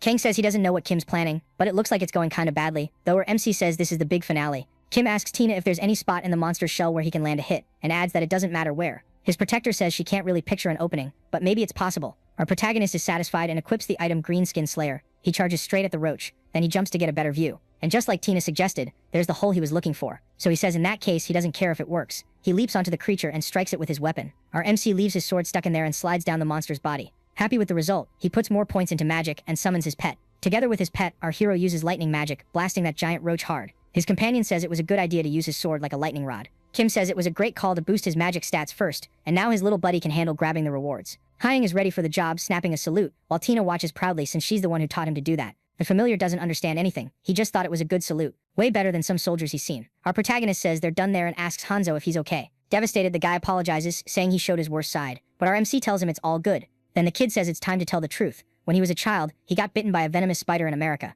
Luckily, the venom wasn't that strong, but he had a massive allergic reaction. Our hero's shocked by that and by the fact the kid is American. The ninja's life was saved thanks to the hospital emergency room, and now whenever he sees an insect, his whole body freezes up. Kim says that if he'd known, he could have gone after the boss alone. Hanzo says a real friend doesn't abandon his friend, and our hero praises him for it. Finally, they get the quest necklace and a portal opens so they can leave. Kim says he'll handle the rest and tells the guy to get some rest. Hanzo thanks him, but just as he's about to reveal something, our boy cuts him off. That catches him off guard, and Kim adds that the ninja doesn't need to explain anything. He steps closer, all sweet, saying he's rooting for him and can't wait to see him again, basically not giving Hanzo a chance to talk. Our protagonist walks into the portal while the other guy yells God of War, and with a tear in the corner of his eye, he says he still hasn't added him to his friends list. Finally, the guy turns in the quest and gets his reward pack. He asks his familiar if he isn't amazing, but all Kang wants to know is why they have to go so deep into the forest just to open the pack. So our MC says it's to get away from negative energy, though he didn't think Kang or anyone would peg him as the sensitive type. After a while, he decides they're finally deep enough. He's hyped to get a better attack, but first he wants to check the boss drops. He asks where the cute little guy even got that card pack. To their surprise, it's a skill pack, and there might be something even better in there. Kang gives the kid a tip and says that in Lhasa, NPCs can learn skills too. But unlike players who get skills every 5 levels, NPCs only get one every 10 levels. He explains that players get skills every 5 levels up to level 50, so they end up with like 10 or 12 skills total.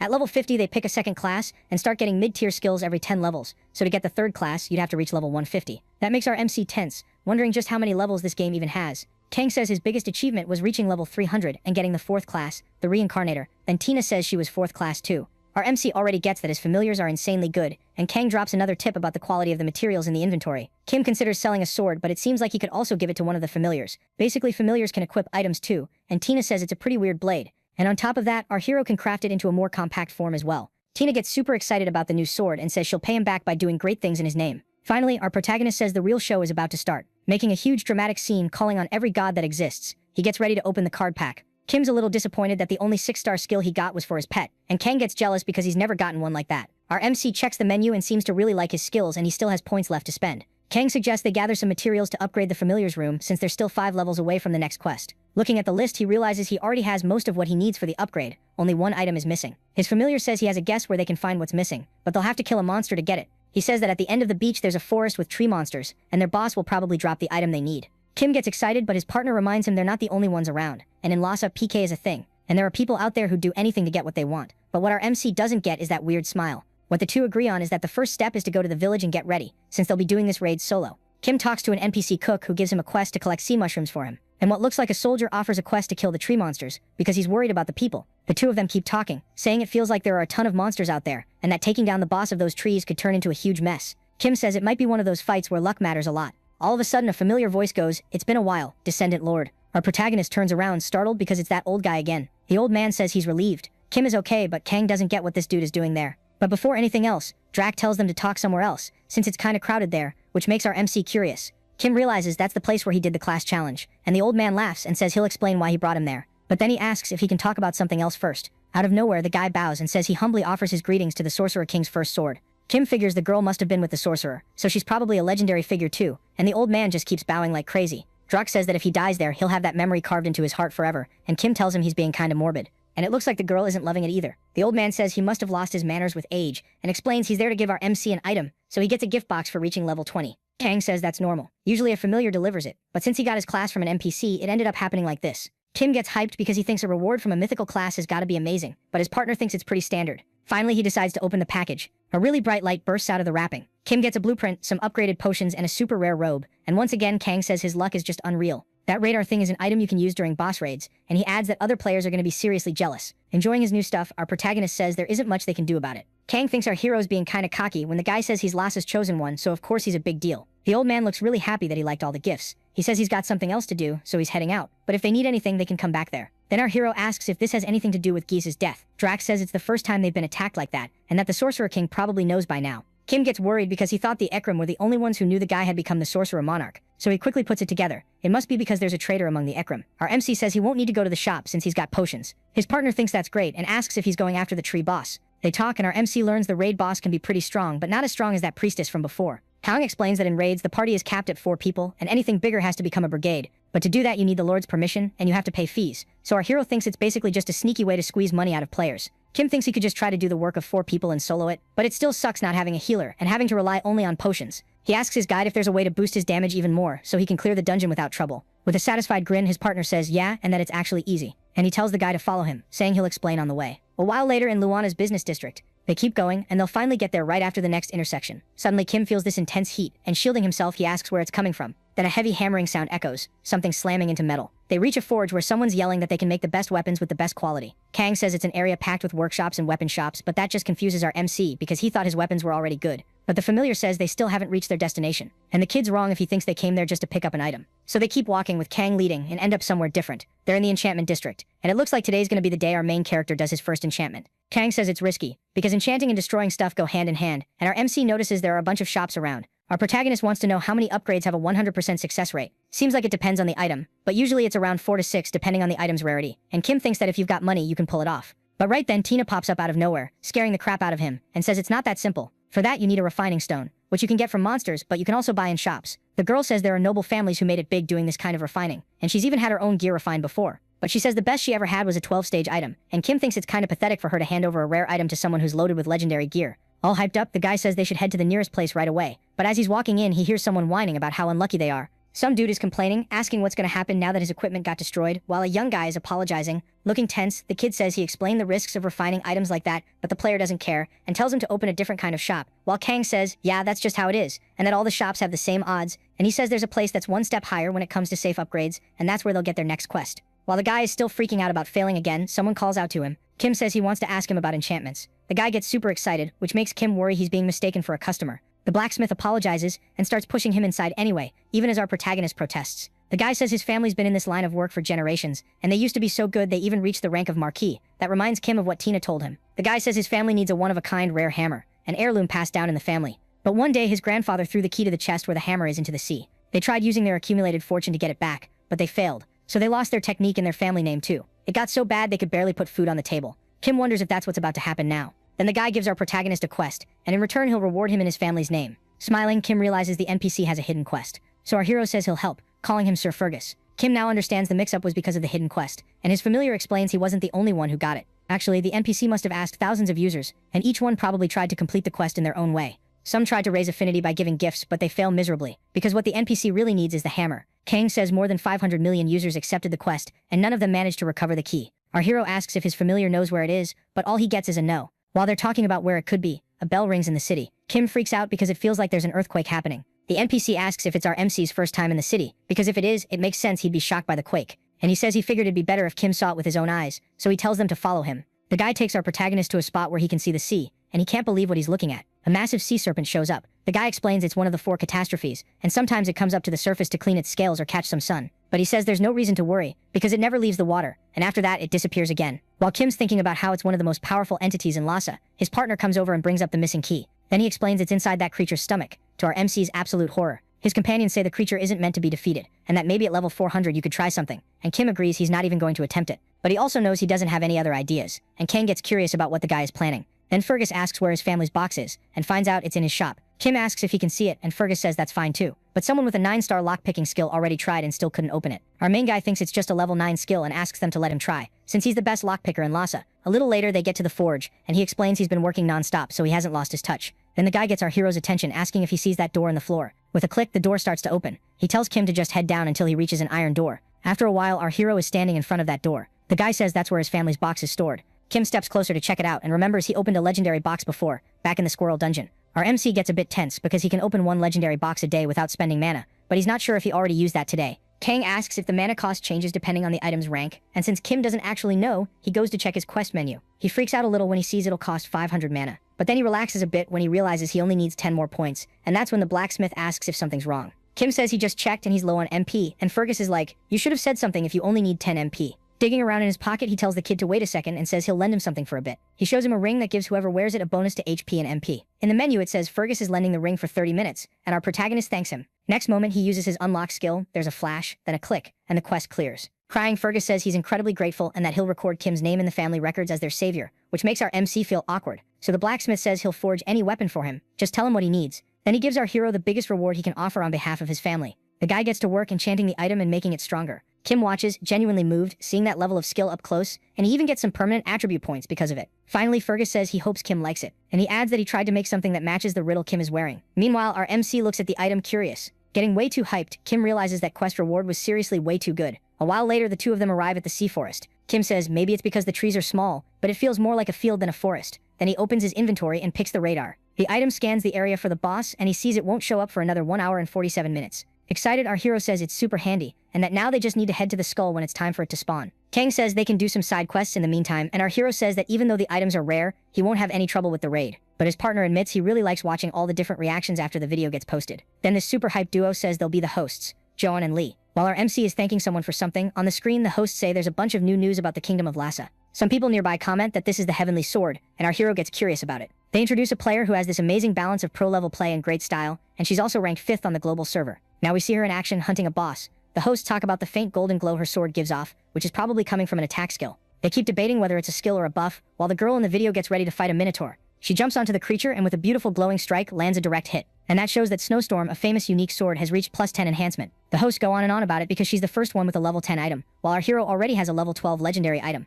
And now they're going to talk about a newbie who's been getting a ton of attention with his videos. And our hero straight up spits out his food when he hears that. They talk about his crazy achievements and wonder if it's actually real. Then finally the girl says there's a new video. That video couldn't have been more perfect, the host says. Everyone gets ready to watch, and what shows up in the video is a huge cockroach. Everyone watching is totally grossed out, but our hero takes care of that monster ridiculously easily. People start begging them to turn it off because it's nasty and they're literally losing their appetite. Kim says they're getting a lot of attention because of the videos, and his companion of course says he's welcome to thank him anytime. Our guy says even more people are gonna watch, and on top of that, the best reaction was Tina's. Looks like the chat is talking about her, and obviously that's because the girl has a ton of charisma. Kim explains he doesn't show her because he doesn't want even more attention than he already gets. Kang says it's a shame he couldn't enchant his gloves too, because of that damn limit. Our MC says that since Ferguson's method is unique, he can't mess with items that were already upgraded by someone else and they're also out of materials. The blacksmith was heading out to restore his companion's name and improve his techniques, offering to help more whenever our hero needed it. They found out the repeat skill works on enchantments too, and Kim only couldn't use it because of his level. His companion explains that unlike normal skills, repeat and unlock don't have a limit. Our protagonist suggests that skills level will go up as he levels up, kind of like a title. He suggests testing enhancement again. Kang thinks it's a great idea but says he should hit level 65 to go to the next city.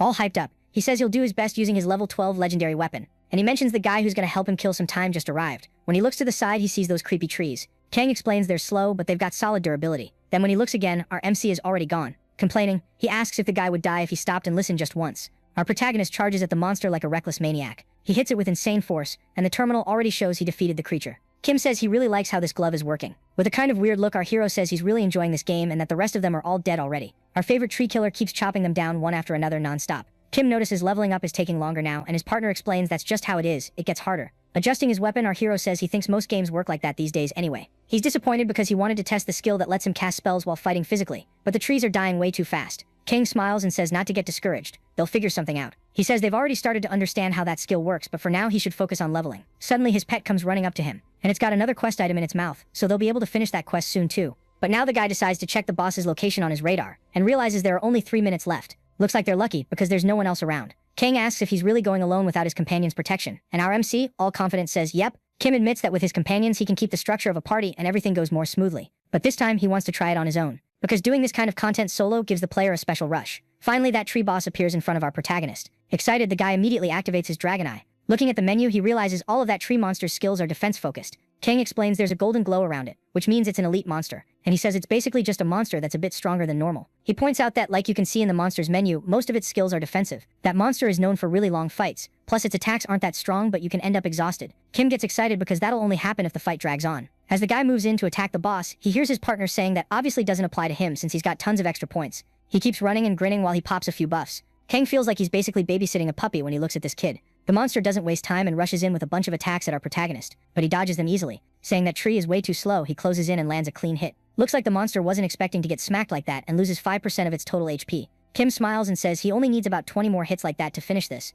The boss gets pissed and attacks, but our protagonist keeps avoiding everything like it's nothing. Those branches lash out while he mocks it, saying that at this speed it'll never even touch him. With just one finger he uses wind magic and slices those branches into a bunch of pieces. Kim goes back on the offensive thinking, and with 2 more hits, he activates a skill called Demonic Fists. A glowing symbol appears and a bunch of fire projectiles start blasting into the tree. On the HUD it shows the spell ignored 50% of the boss's defense, and now it's down to 75% HP. Right then, the monster casts something on the ground and our hero realizes it's starting to heal. Kim's plan is to hit it faster than it can recover. Something starts to change and the monster wraps itself up in its own branches. Our hero backs off and watches from a distance, realizing the boss is about to start phase 2. Kang explains that this boss has 3 phases total. After phase 1, with normal attacks, the boss will heal and enter phase 2. In phase 2, its resistances go up and it heals way faster. The big problem is that because of the phase 2 healing, most teams can't even last 5 minutes in phase 3. So that means he's supposed to beat it in 2 minutes, but since he doesn't have any status effects, he'll have to find another way. Kim notices his familiar wasn't kidding about the healing. This is going to be a huge problem. Our protagonist jokes to himself, thinking 2 minutes is way too much time. First thing he does is dump 10 points into his strength and his magic. When he does, energy starts pouring off him,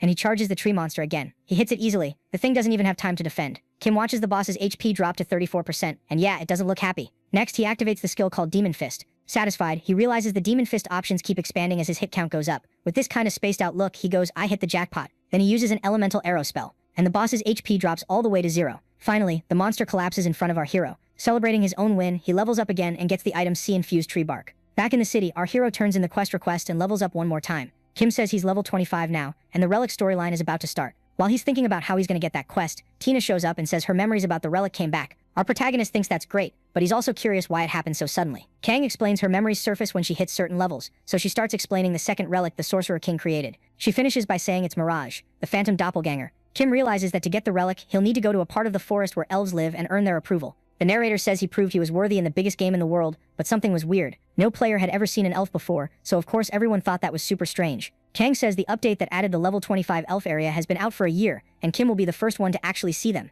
While he's wondering how he's even supposed to get there, Tina saves the day and says she knows the way to the forest. But first they have to get past the insane force field around it. She says the Sorcerer King did it before, and she trusts Kim can do it too. Tense and thinking it over, our protagonist figures it makes sense, since he has that unlocking skill. But before that, he remembers Drock told him to come find him as soon as he hit level 25. The old guy looks pretty happy to see our MC, and he explains that according to the records he'll need a special sword to break the force field and offers him something. Kim gets the blueprint to craft the anti-magic breaker item. He thanks him and says he'll test it out while he upgrades his room, and the old guy says he'll be there when he comes back to visit again. The terminal shows the requirements to upgrade the room have been met, and now it levels up to level 2. Now he's got the mine and the orchid house, and he also got squirrel workers. Looking at that bunch of cute little critters who are now his workers, Kang explains that from now on he'll be able to get materials automatically. He notices that even so, the areas they can farm are limited. Kang feels kind of weird about it, wondering since when being a room manager made him the workers' supervisor. Our MC says his familiar is better at managing that stuff, and Kang replies that he's got nothing to do besides editing his videos. Now Kim plans to head to the workshop since he needs to work on the item that'll break the force field. He wraps up by saying he'll leave the rest to them, while his partner says he can count on everyone. A while later, already in the workshop, our MC notices some materials look different and wonders if it's because of the room upgrade. Then he adds the magic breaker blueprint to his sorcerer engineering skill. Lifting that hammer, he decides it's time to get this crafting party started. Stepping out from a bush, Tina shows up riding Hying and tells her lord the path is that way. She swears on her name as a knight that she'll guide him safely to their destination. And satisfied, our hero just thanks her. As they walk through the forest, he realizes that ever since they entered, they haven't seen any monsters or other players. Kim is wondering if there are really elves around when Tina cuts in, saying that's the entrance to the elf village. Our MC gets that he can't see the entrance because of the force field, obviously, but his friend tells him to look down at his own feet. Doing what she says, he finds a hole right under the tree. Tina explains he has to go in through there, but the guy protests there's no way he can squeeze through that opening. She says the sorcerer could just use a spell and do it easily, but that's a problem, because he still hasn't learned it. So to his horror, she says there's only one way in. Then, a little later, our hero says the game didn't need to be this realistic, and horrified adds that this is honestly a bit too much. Grinning, Kang says a lot of people would lose it over details like that, and Kim, a little tense, is jealous that he's a ghost and can slip through so easily. He feels relieved when he realizes there's more open space inside, and even some fireflies, starting to think it's not actually that bad. Tina says much to his relief that she can see lights up ahead. Soon after, the boy manages to get out and is surprised by what he sees. Looking at those beautiful trees, he wonders if this is the Forgotten Forest. He checks his minimap, but there's nothing. Tina says the force field that was keeping them out is right in front of them now. Kim watches his reflection on the surface of the force field. He touches it and says they must really hate outsiders. Kang looks surprised, asking if the guy isn't going to use his unlocking skill. But our MC thinks he shouldn't. Kim feels like activating that skill is kind of chaotic, and he honestly has no idea what might happen. And his familiar teases him, saying he could ruin any chance of having a good relationship with the elves. So he opens his inventory and pulls out the magic-breaking weapon. He draws it and says he's going with the standard approach. Our protagonist just strikes the village's shield. He opens a crack in the force field and slips through, hoping that tiny gap won't mess up the whole shield. Now they need to get to the elf village. He asks Tina which way, and she stutters. She says there's some kind of mana distortion effect in the forest, so she probably won't be able to guide him. The swordswoman looks crushed and apologizes, but our hero tries to reassure her. She's already done a lot. Kang is curious, because our hero is way too calm, but he explains it's all pretty cliché. As he walks, he says that for example, in situations like this, the hosts usually come to them. And at that exact moment, an arrow proves him right. An elf tells the human not to take another step.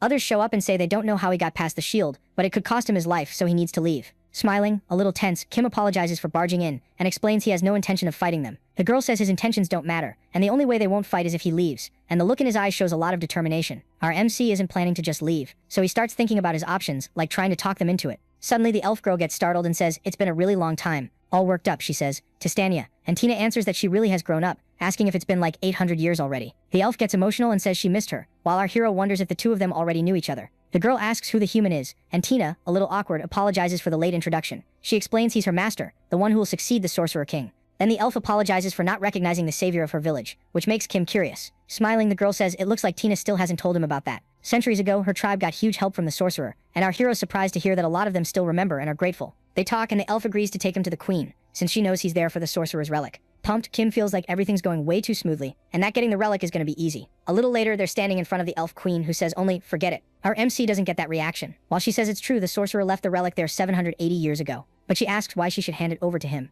Dying inside, our protagonist thinks he should have known nothing would be that easy. Our hero tells Queen Altair that if someone comes back for their stuff, the right thing to do is give it back. But she's furious and asks why humans use words like throw away and store like they mean the same thing. Kim has no clue what's going on. Annoyed, Altair says it all started with that idiot Sorcerer King. She says nobody knew if he was alive or dead until he showed up again after 20 years, and he destroyed the force field around the village like it was nothing. Kim just stands there, tense and awkward, listening. She explains that out of nowhere he dumped the relic in their village and told them to give it to his descendant, then left, even though they protested. After that, a bunch of monsters started attacking the village, all wanting the relic. Yelling, she adds that because of that bastard, they had to keep dumping money into security for the next 800 years. Kim realizes the guy basically made a mess and bailed, and Tina plays dumb in the background. Our hero says he'll take responsibility for what he did, and asks what he needs to do to get the relic back. Switching gears, the queen thinks the kid actually knows how to own up to things, and that must be why Tistania is loyal to him, so she says there's something she wants. Her Highness says there are some sap beetles in the nearby forest, and they can be a real problem since they damage the trees. They're big but not strong, so she wants him to deal with them, and yeah, that's something our hero can handle easily. So since she's so generous, she'll only need about 800 insects, which makes our MC realize there's not much generosity happening here.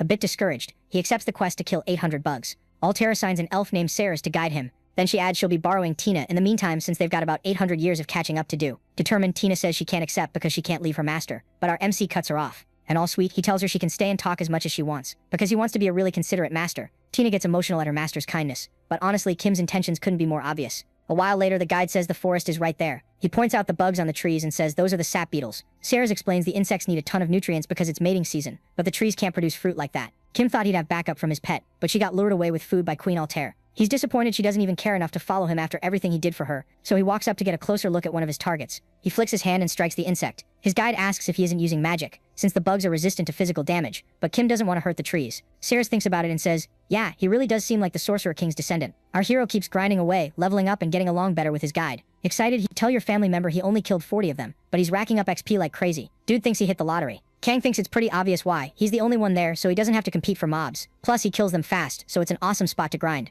Our guy is leveling up in the most efficient way possible. On a snowy mountain, which is a level 130 hunting zone, the top-ranked player on the North American server takes down a Yeti and says killing just one isn't enough to get the ice crystal. A girl walks up and tells Gunther, her lord, that he did a good job. He tells Kate she must have gotten tired of waiting for him, but she says her class isn't really good in that area. Smiling, he says that's a shame because he wanted to see another high-level player die, but if that's the case, he won't get his wish. Gunther gets curious about what she's so focused on, and Kate explains it's a video of a new player beating a tree boss and it went viral. The girl shows it to her friend and he's totally fascinated by the video. Kate asks if she should go recruit him, and her partner says yes and that he'll provide whatever resources she needs. Gunther says the second that video gets posted, every guild is going to be at each other's throats trying to recruit him. He's seriously hyped, and with his sword resting on his shoulder, he says he can't wait to see what happens next. At the Maymanism Guild office, the leader says the Great Guac isn't all that. After all, he still hasn't caught that guy. A young polite player apologizes for being late. Guac defends himself, saying he can't get much info about the kid just from the videos, so the leader tells him to do his best to capture him. Then he says that once he finds him, he should move straight to recruiting him, and that catches Guac off guard. All fired up, the boss says the guild's image is already pretty bad, and not even Hanzo managed to beat him, so recruiting is the best move.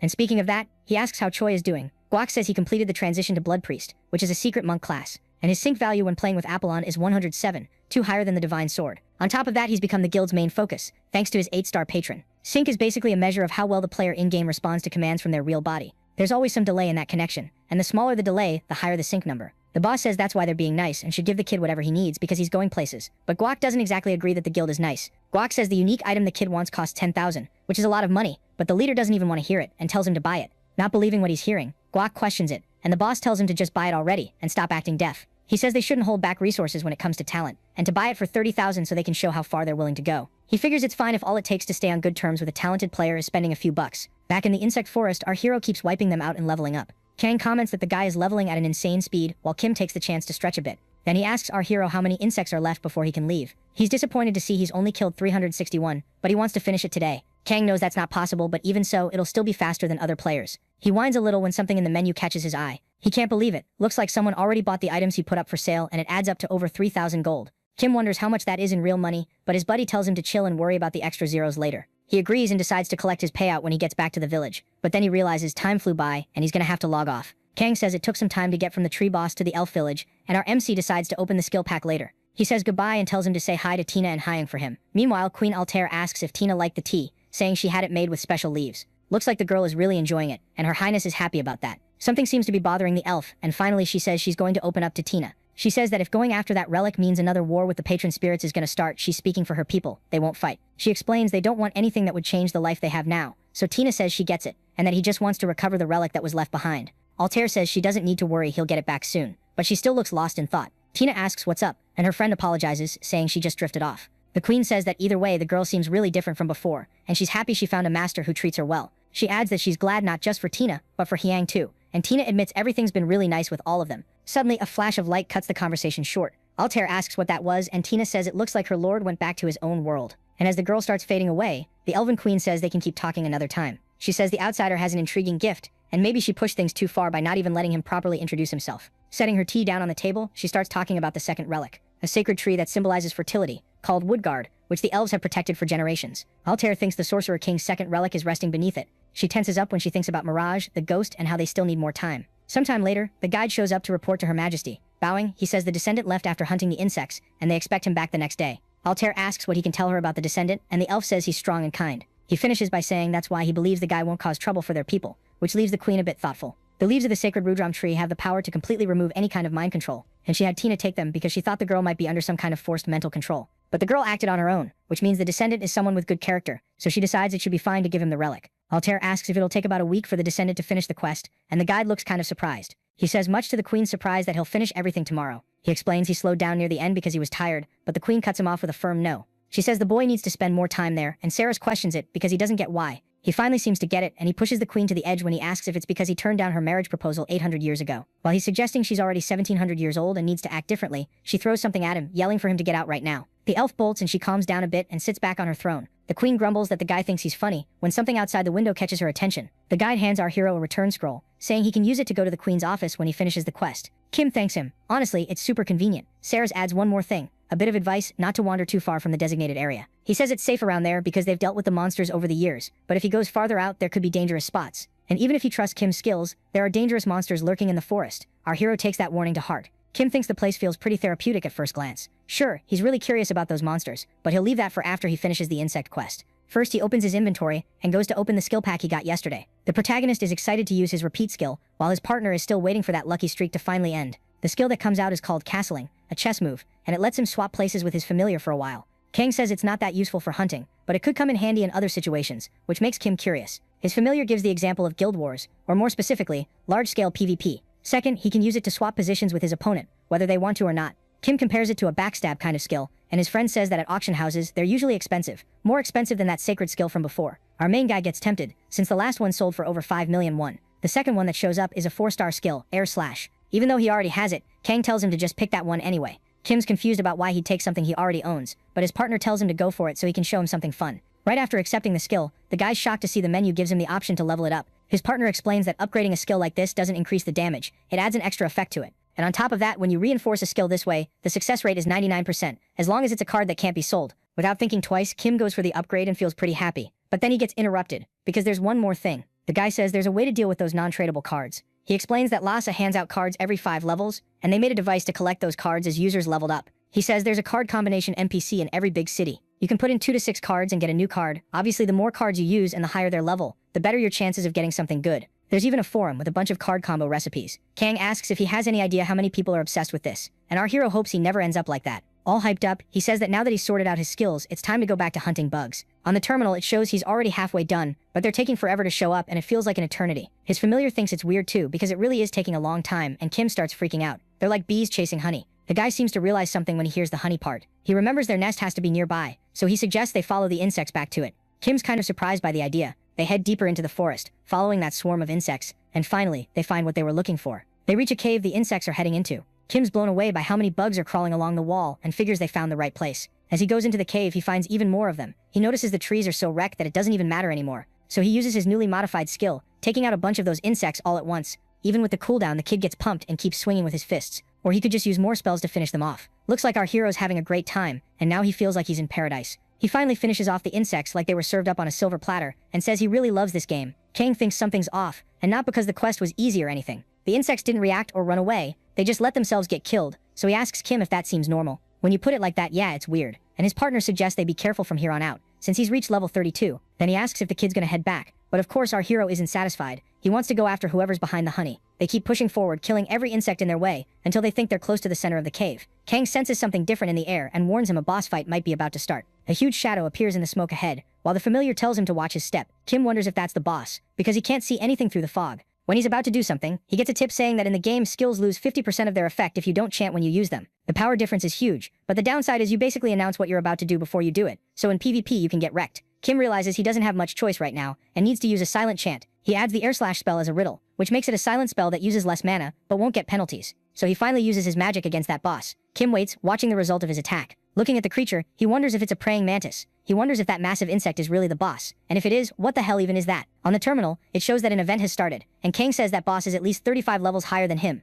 Kim, using his dragon eye, realizes that monster is absolutely insane and has 8-star abilities, and his familiar adds that it was the Ice King's son. Our MC says he gets it and asks him to help keep their guard up, but his partner cuts him off, saying no. All serious. He says there's no way he can beat that monster, and they need to get out of there. Our hero doesn't get why and questions him, and his partner looks genuinely worried, because the monster just noticed them. That huge monster makes the first move and uses some kind of mind control magic. Our hero's unlock skill protects him, clearing the mind control, but Kim gets kinda tense. He even gets a little hype that he managed to resist. Kang explains the boss is only getting started with its 8-star skills. Then he asks if Kim remembers the limits of the dragon eye. He reminds him that the item can't see anything beyond 9-star abilities or higher, which freaks our protagonist out. Finally, he realizes he can't see any of the boss's skills that go past 8 stars. The monster looks kinda irritated, and Kim thinks it's because his skill cancelled the creatures. For a moment they just stare each other down. Then suddenly the thing seems to use some power. Kim wonders if it's like a blizzard. Whatever it is, it's making his HP drop. Little by little, the ground starts freezing over. There's only one thought: death. The creature uses a 9-star skill called permafrost. Kim realizes his feet are frozen to the ground, so he won't be able to dodge. Since he's in range of the spell, he's going to get a debuff that slows him down, and that means he'll be an easy target.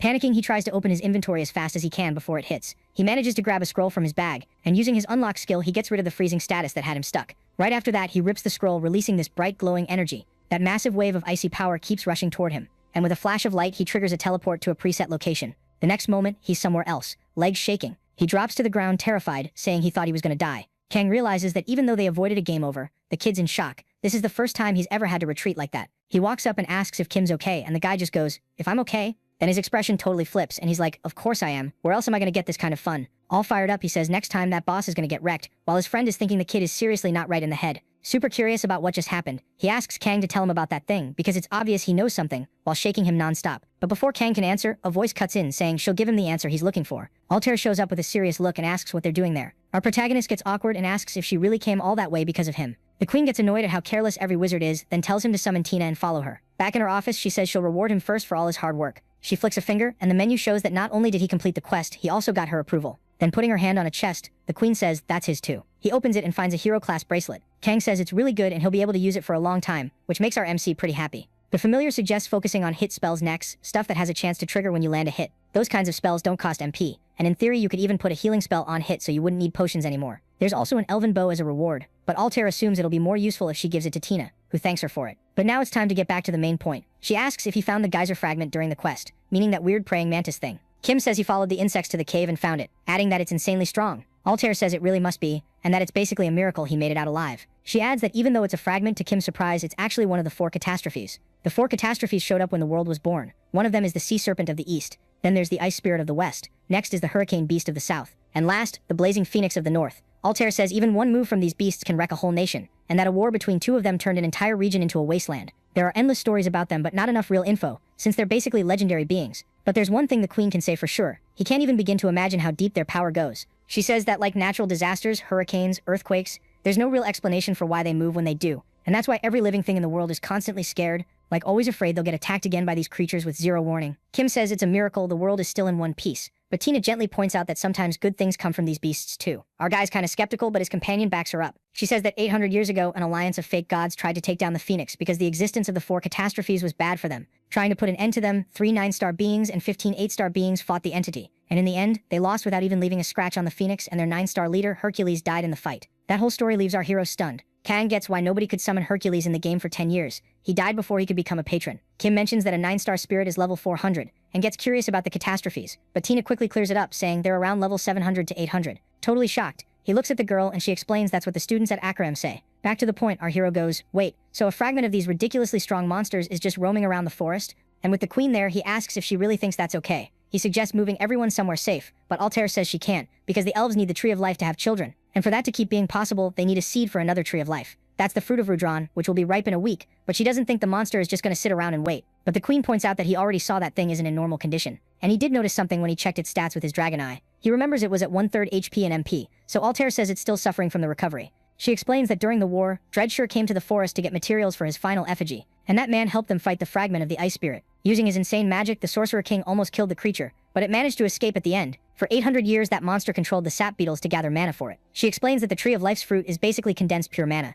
and the monster took centuries just to recover 1/3 of its life. On top of that, she has no doubt the monster will attack them soon to get the elixir that'll heal its wounds. So in the end, she says she has no choice but to ask the Sorcerer King for help again. Then the elf stands up and formally asks our hero to save her and her people. Kim realizes he's getting another quest, and if he clears it, he'll get the relic and a Savior of the Elves title. He notices this quest is different because he can reject it and still get the second relic, but he'll have a terrible reputation with her. Kang smiles and says it looks like the reward is going to change depending on what the player chooses from here on out. Seeing our MC confused, he explains the guy can take the easy route and refuse or gamble on the harder path with better rewards. Then he asks what he wants to do, and with that hyped look, our protagonist goes, "Obviously, I'm going into battle with Altair." He thinks that even outside casual games, there's no way he can let this slide. Altair thinks humans are ambitious, and this also buys her more time until the fruit ripens. Finally, to our MC's surprise, she asks him to protect the fruit during the time they have left, not go hunt down the monster. The queen says she doesn't have the strength to pour into this anymore, and that even with his help it'd be almost impossible to defeat that fragment. But are you sure the monster understands that once the seed's been planted, there's no way to remove it? So it has to back off, and that's enough for now. Our main character hears all that, but in the end he says he's got a question about it. He says he's on board with the plan, but wants to know if she'd mind if he took it down. The friends are walking across the field when Kang calls our MC over and asks, "I know you're a super chill casual player, but were you serious?" All laid back, Kim goes, "Oh, come on."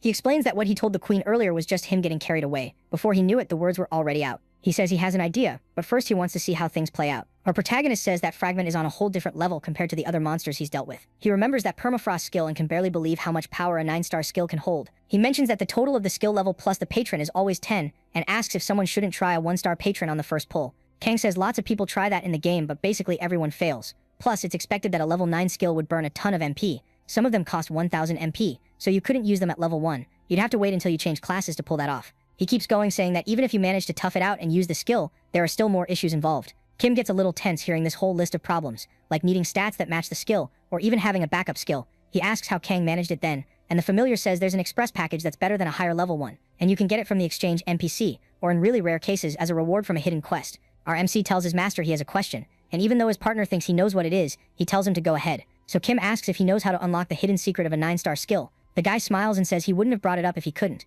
Our hero and his companion start totally sucking up to that patron, and basically worshipping him for the info, leaving him kind of stunned. Finally, they suggest checking what quests they can pick up in the elf village. Since they need to wait a while for the fruit to ripen, the guy wants to level up as much as possible before facing that fragment again. Kang thinks it's a great idea, but since it's his first time there too, he can't really recommend any quests. But our protagonist says it's fine, he's sure they'll find something in the elf village. As he walks through the village, 2 elves give him 2 different go collect stuff quests. Another one wants him to deal with the monster problem the fragment is bringing into the forest. And there's even a quest from Her Majesty, with her subjects saying that even though she's a great leader, she's terrible with directions. Pretty baffled, he hears them ask him to find her again because she's probably gotten lost somewhere, but the XP reward is really good too. A while later, our protagonist gets a bunch of rewards that he hands over to Tina, making her really happy with the gifts. Kim says excitedly that the elves seriously love him, while his partner asks if he isn't scared of the fragment. Being all cute about it, the kid says he doesn't know, but he'll worry about that when the time comes. The menu catches his eye with a quest asking him to find the queen again, which is weird because she should know that city really well. King says it doesn't matter. The XP and rewards are great. They've seen with their own eyes how much she wanders around, and apparently she gets lost all the time. Kim wonders if elves aren't supposed to be good at navigating, thinking the whole elves are amazing at tracking fantasy is slowly falling apart. Sometime later, already deep in the forest, the kid finds the elf queen. He jumps up, calling out to the queen, but his partner grabs him by the clothes and yanks him back. Not getting it at all, Kim says he scared him, and asks what's going on. Kang asks where they are right now, and still confused, our hero says they're near the Tree of Life. Suddenly, it's like our protagonist realizes something. He remembers the Tree of Life is on the northern edge of the village, and the elves barely ever go there, so why would Altair be there? The woman keeps walking closer until she spots an entrance, and she starts heading inside. Terrified, our MC realizes her attitude is seriously suspicious. Kang asks what they're going to do, and Kim says they don't really have a choice but to keep going with the quest. Determined, he pushes forward and tells his supreme brother they need to follow the queen. With his usual excitement, he says, "Who knows? Maybe the queen's got something really fun for us in there. I want to see it with my own eyes." Kim reaches the tree Altair went through. The menu says he's the first human to enter, and he gets a blessing. His partner says the elves wouldn't show up for another year, so that's why he was the first. He gets even more hyped because everything's going exactly how he planned. Following the queen in there should get him some great rewards. Then the group reaches a fork in the path, and the queen definitely took one of them. Kim thinks he knows which way she went. He suggests they try the middle path while checking the marks on the ground. The 2 of them keep walking, and it starts getting really cold, so it's impossible not to compare it to the beetle cave. Worried, he thinks the cold feels exactly the same, but this is the last place he should be. So why is he this uneasy? They keep going and reach a beautiful clearing, and his partner tells him to look. Altair is there, lying on top of a coffin.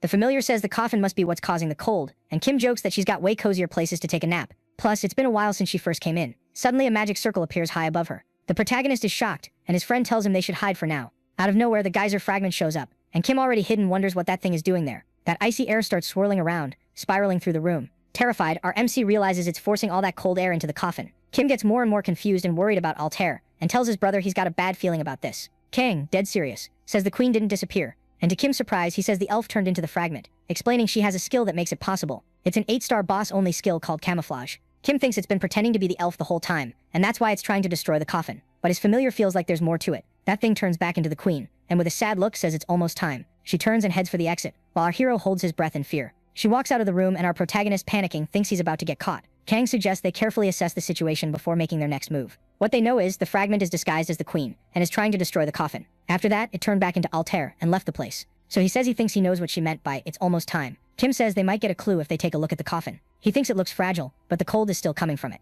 Also, he doesn't see any sign of damage, so he concludes she's not trying to destroy it. If anything, it looks like it's being taken care of. Kang says there's a missing piece to the story, and besides, the coffin's seal must be Altair's, so they probably won't be able to open it. But the thing is, our hero is really good at opening stuff, and yeah, that's exactly what he's thinking. They look at each other like they both reach the same conclusion at the same time. As he approaches the coffin, our protagonist is excited to see what happens. He uses his stolen lockpicking skill, and an energy appears right in front of him. Both of them are totally stunned by what they're seeing. A strand of golden hair appears, and Kim asks what's going on. Inside, the elven queen is there, lying peacefully. Our hero doesn't get it, and asks if the queen is in there, then where's the relic? His partner thinks he understands what's happening, but first he suggests they get out of there. Kim questions it, but Kang explains the fruit is almost ripe, so they need to focus on the scenario event. As they walk, the menu shows they have 1 hour until the fruit ripens. They start running, and time keeps ticking down. They arrive at night right as the timer hits 0, and they hear the village elves shouting that it's an emergency. One of them yells that the monsters are coming. Chaos breaks out in the village, between orders to gather the kids and keep everyone safe. While they're praying for Rudram to protect them from this evil, that fragment shows up with an army of monsters. An elf gives the order for the archers and mages to get ready to fight and stay on standby. She thinks she gathered as many as she could, but it's still nowhere near enough against that massive monster army. Looks like the fragment brought every monster it could get its hands on. Right then, Altair shows up and says that if they get past that shield, not even the blessing of the sacred tree will be able to save them. The elf tells everyone to calm down and keep their minds steady, because it'll be a win if they can just defend their land. With a suspicious look, she wonders what the Sorcerer King's descendant is going to do now. Meanwhile, the monstrous fragment and its army move in. The elf gives the signal to shoot for their families, their homes, and the sacred tree. She tells the archers to aim at the ones in the sky and the mages to not let anything get through the barriers. But the elf finds it weird that the fragment isn't doing anything. She figures it's after the tree of life, and as she readies her bow, she says she won't let it get what it wants. She fires at the monster, thinking there's no easier target than a sitting duck. When the arrow hits, the monster completely shatters, and the girl realizes it wasn't real, it was a fake. Looking for help, she turns to talk to Her Majesty, but she realizes the queen has just vanished, so she yells, asking where she went. A little while later, she's arriving at the sacred tree. But then she says she knew that monster was a trick, and tells Geyser's fragment to show itself. The creature says she's different from the other idiots for noticing it was hiding. And down there, our hero says he got caught. A pretty weird situation forms. Now we've got our protagonist, the queen, and this huge pissed off monster. Kim thought she'd called for him, but Altair explains she called for the fragment. And the most confused one, honestly, seems to be the monster itself. Finally, the fragment says it won't tolerate that disrespect, and uses its permafrost ability again. At the same time, the elf fires back with a powerful fire spell. The two spells, ice and fire, slam into each other right in the middle.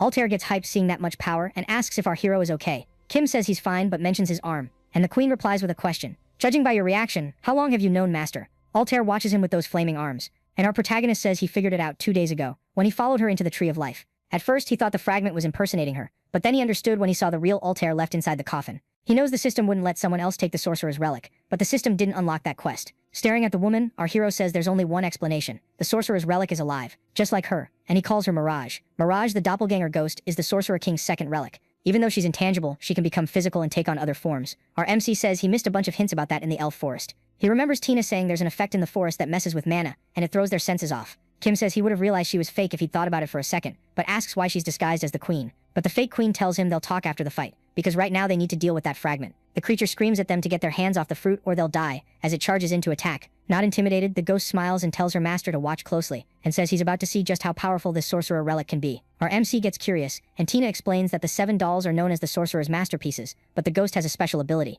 Tina finishes by saying it can turn into your worst enemy. To the fragment's surprise, the ghost turns into the Sorcerer King, and says they should finish this already, since it's been like 800 years. Looking at his arm, he realizes not even half his powers have come back yet. Flipping the monster off, he says that's still more than enough for someone like it. The fragment gets really pissed, calling him a weak human. A bit confused, Kim thinks Mirage's personality is kind of different. The monster attacks, screaming for him to die. Mirage, on the other hand, says the monster is nothing but a tiny insect. He easily blocks the creature's attack with his bare hands, and even the fragment looks surprised. That wizard starts mocking it, asking if that doesn't bring back memories from 800 years ago, which just pisses off the giant bug even more. Then it uses an 8-star skill called Blizzard Nova, and the wizard comments that it's a pretty cool trick, but he calmly starts casting a fire spell, and yelling Calamity Inferno, he completely cancels out the fragment's attack. Kim says he's gonna end up destroying the village like this, and Tina explains that's just how the wizard is. 1 or 2 villages don't really matter to him. In disbelief, our protagonist wonders how someone like that ever became king. A menu pops up saying his stats went up because he witnessed someone with the same class as him, just way better. Kang asks why the kid is just standing there watching, and our MC says the guy's so good there's basically no room for him to jump in. The familiar agrees since the guy's already used more than 30 skills, and the craziest part is they're all master level. They get curious what level he even is, and Tina explains it's possible because His Majesty was born with a divine body. He was born with the divine body skill, and as he leveled up, he got double the points normal people get. Kim thinks that's awesome and says he wants that too, but his partner calls him an idiot and says he gets triple. Now there are 5 minutes left until the fruit ripens, and the Wizard King is done playing around. Time for the big finale. The wizard uses a huge power against the monster called Ultimate Stone Cuffs. The creature curses at him, realizing it's a skill meant to restrain its movements. Meanwhile, Tina says the injuries from 800 years ago, the ones the wizard inflicted, have opened up again because they reacted with its mana. Kim grins and thanks her for the explanation, while Kang looks kind of worried because he knows exactly what that kid is thinking. The menu shows the event has started, and he has to protect that fruit from the fragment, but it looks like the guy has something up his sleeve. That catches Mirage off guard, and a massive white flash appears right in front of him. The creature starts cracking, which freaks the wizard out. Looks like that thing is shedding its skin. Back when it was just a small shard of ice, it had no intelligence and only moved based on instructions planted in its mind. But after taking an attack that nearly killed it, its mind awakened and the monster started questioning itself and its own existence. But it could end that suffering by getting its hands on the fruit, and that would let it reach the peak of its existence. The wizard wonders if the opponent gave up its size to become more agile, and on top of that, it's running out of mana. Right at the moment it's about to win, the fragment spreads its wings and leaps. It closes in on the tree with the fruit, saying it's all his, and notices the tree has a massive life essence. But our hero is there and basically goes, nope. The monster, totally confused, sees that little thing there and wonders, since when that squirrel has been on the tree. It watches the little guy for a bit and ends up thinking it's cute, but then it yells no and snaps out of it right away. While the fragment is shouting, the squirrel gets teleported back to its master through a shadow skill. Hyped, our hero says his pet's timing was perfect, and the pet salutes like it was taught earlier. Watching our MC messing around with his pet, Mirage realizes the descendant had a plan from the start. Kim's surprised he can't put the fruit into his inventory, and his partner says it'd make the quest way too easy if he could, which sucks because he doesn't want to have to keep holding it. Then Hyun gets all happy because her master asked her to hold on to the fruit a little longer. The creature loses it, calling him a little bastard. It charges at our hero and his pet, demanding they give the fruit back. Kim figures it must have burned a ton of energy shedding its skin, and right then Tina appears in front of him to protect him. Mirage decides to jump in too and fires his magic at the fragment. Even so, the monster still lands a hit on our MC, dropping him to 50% HP.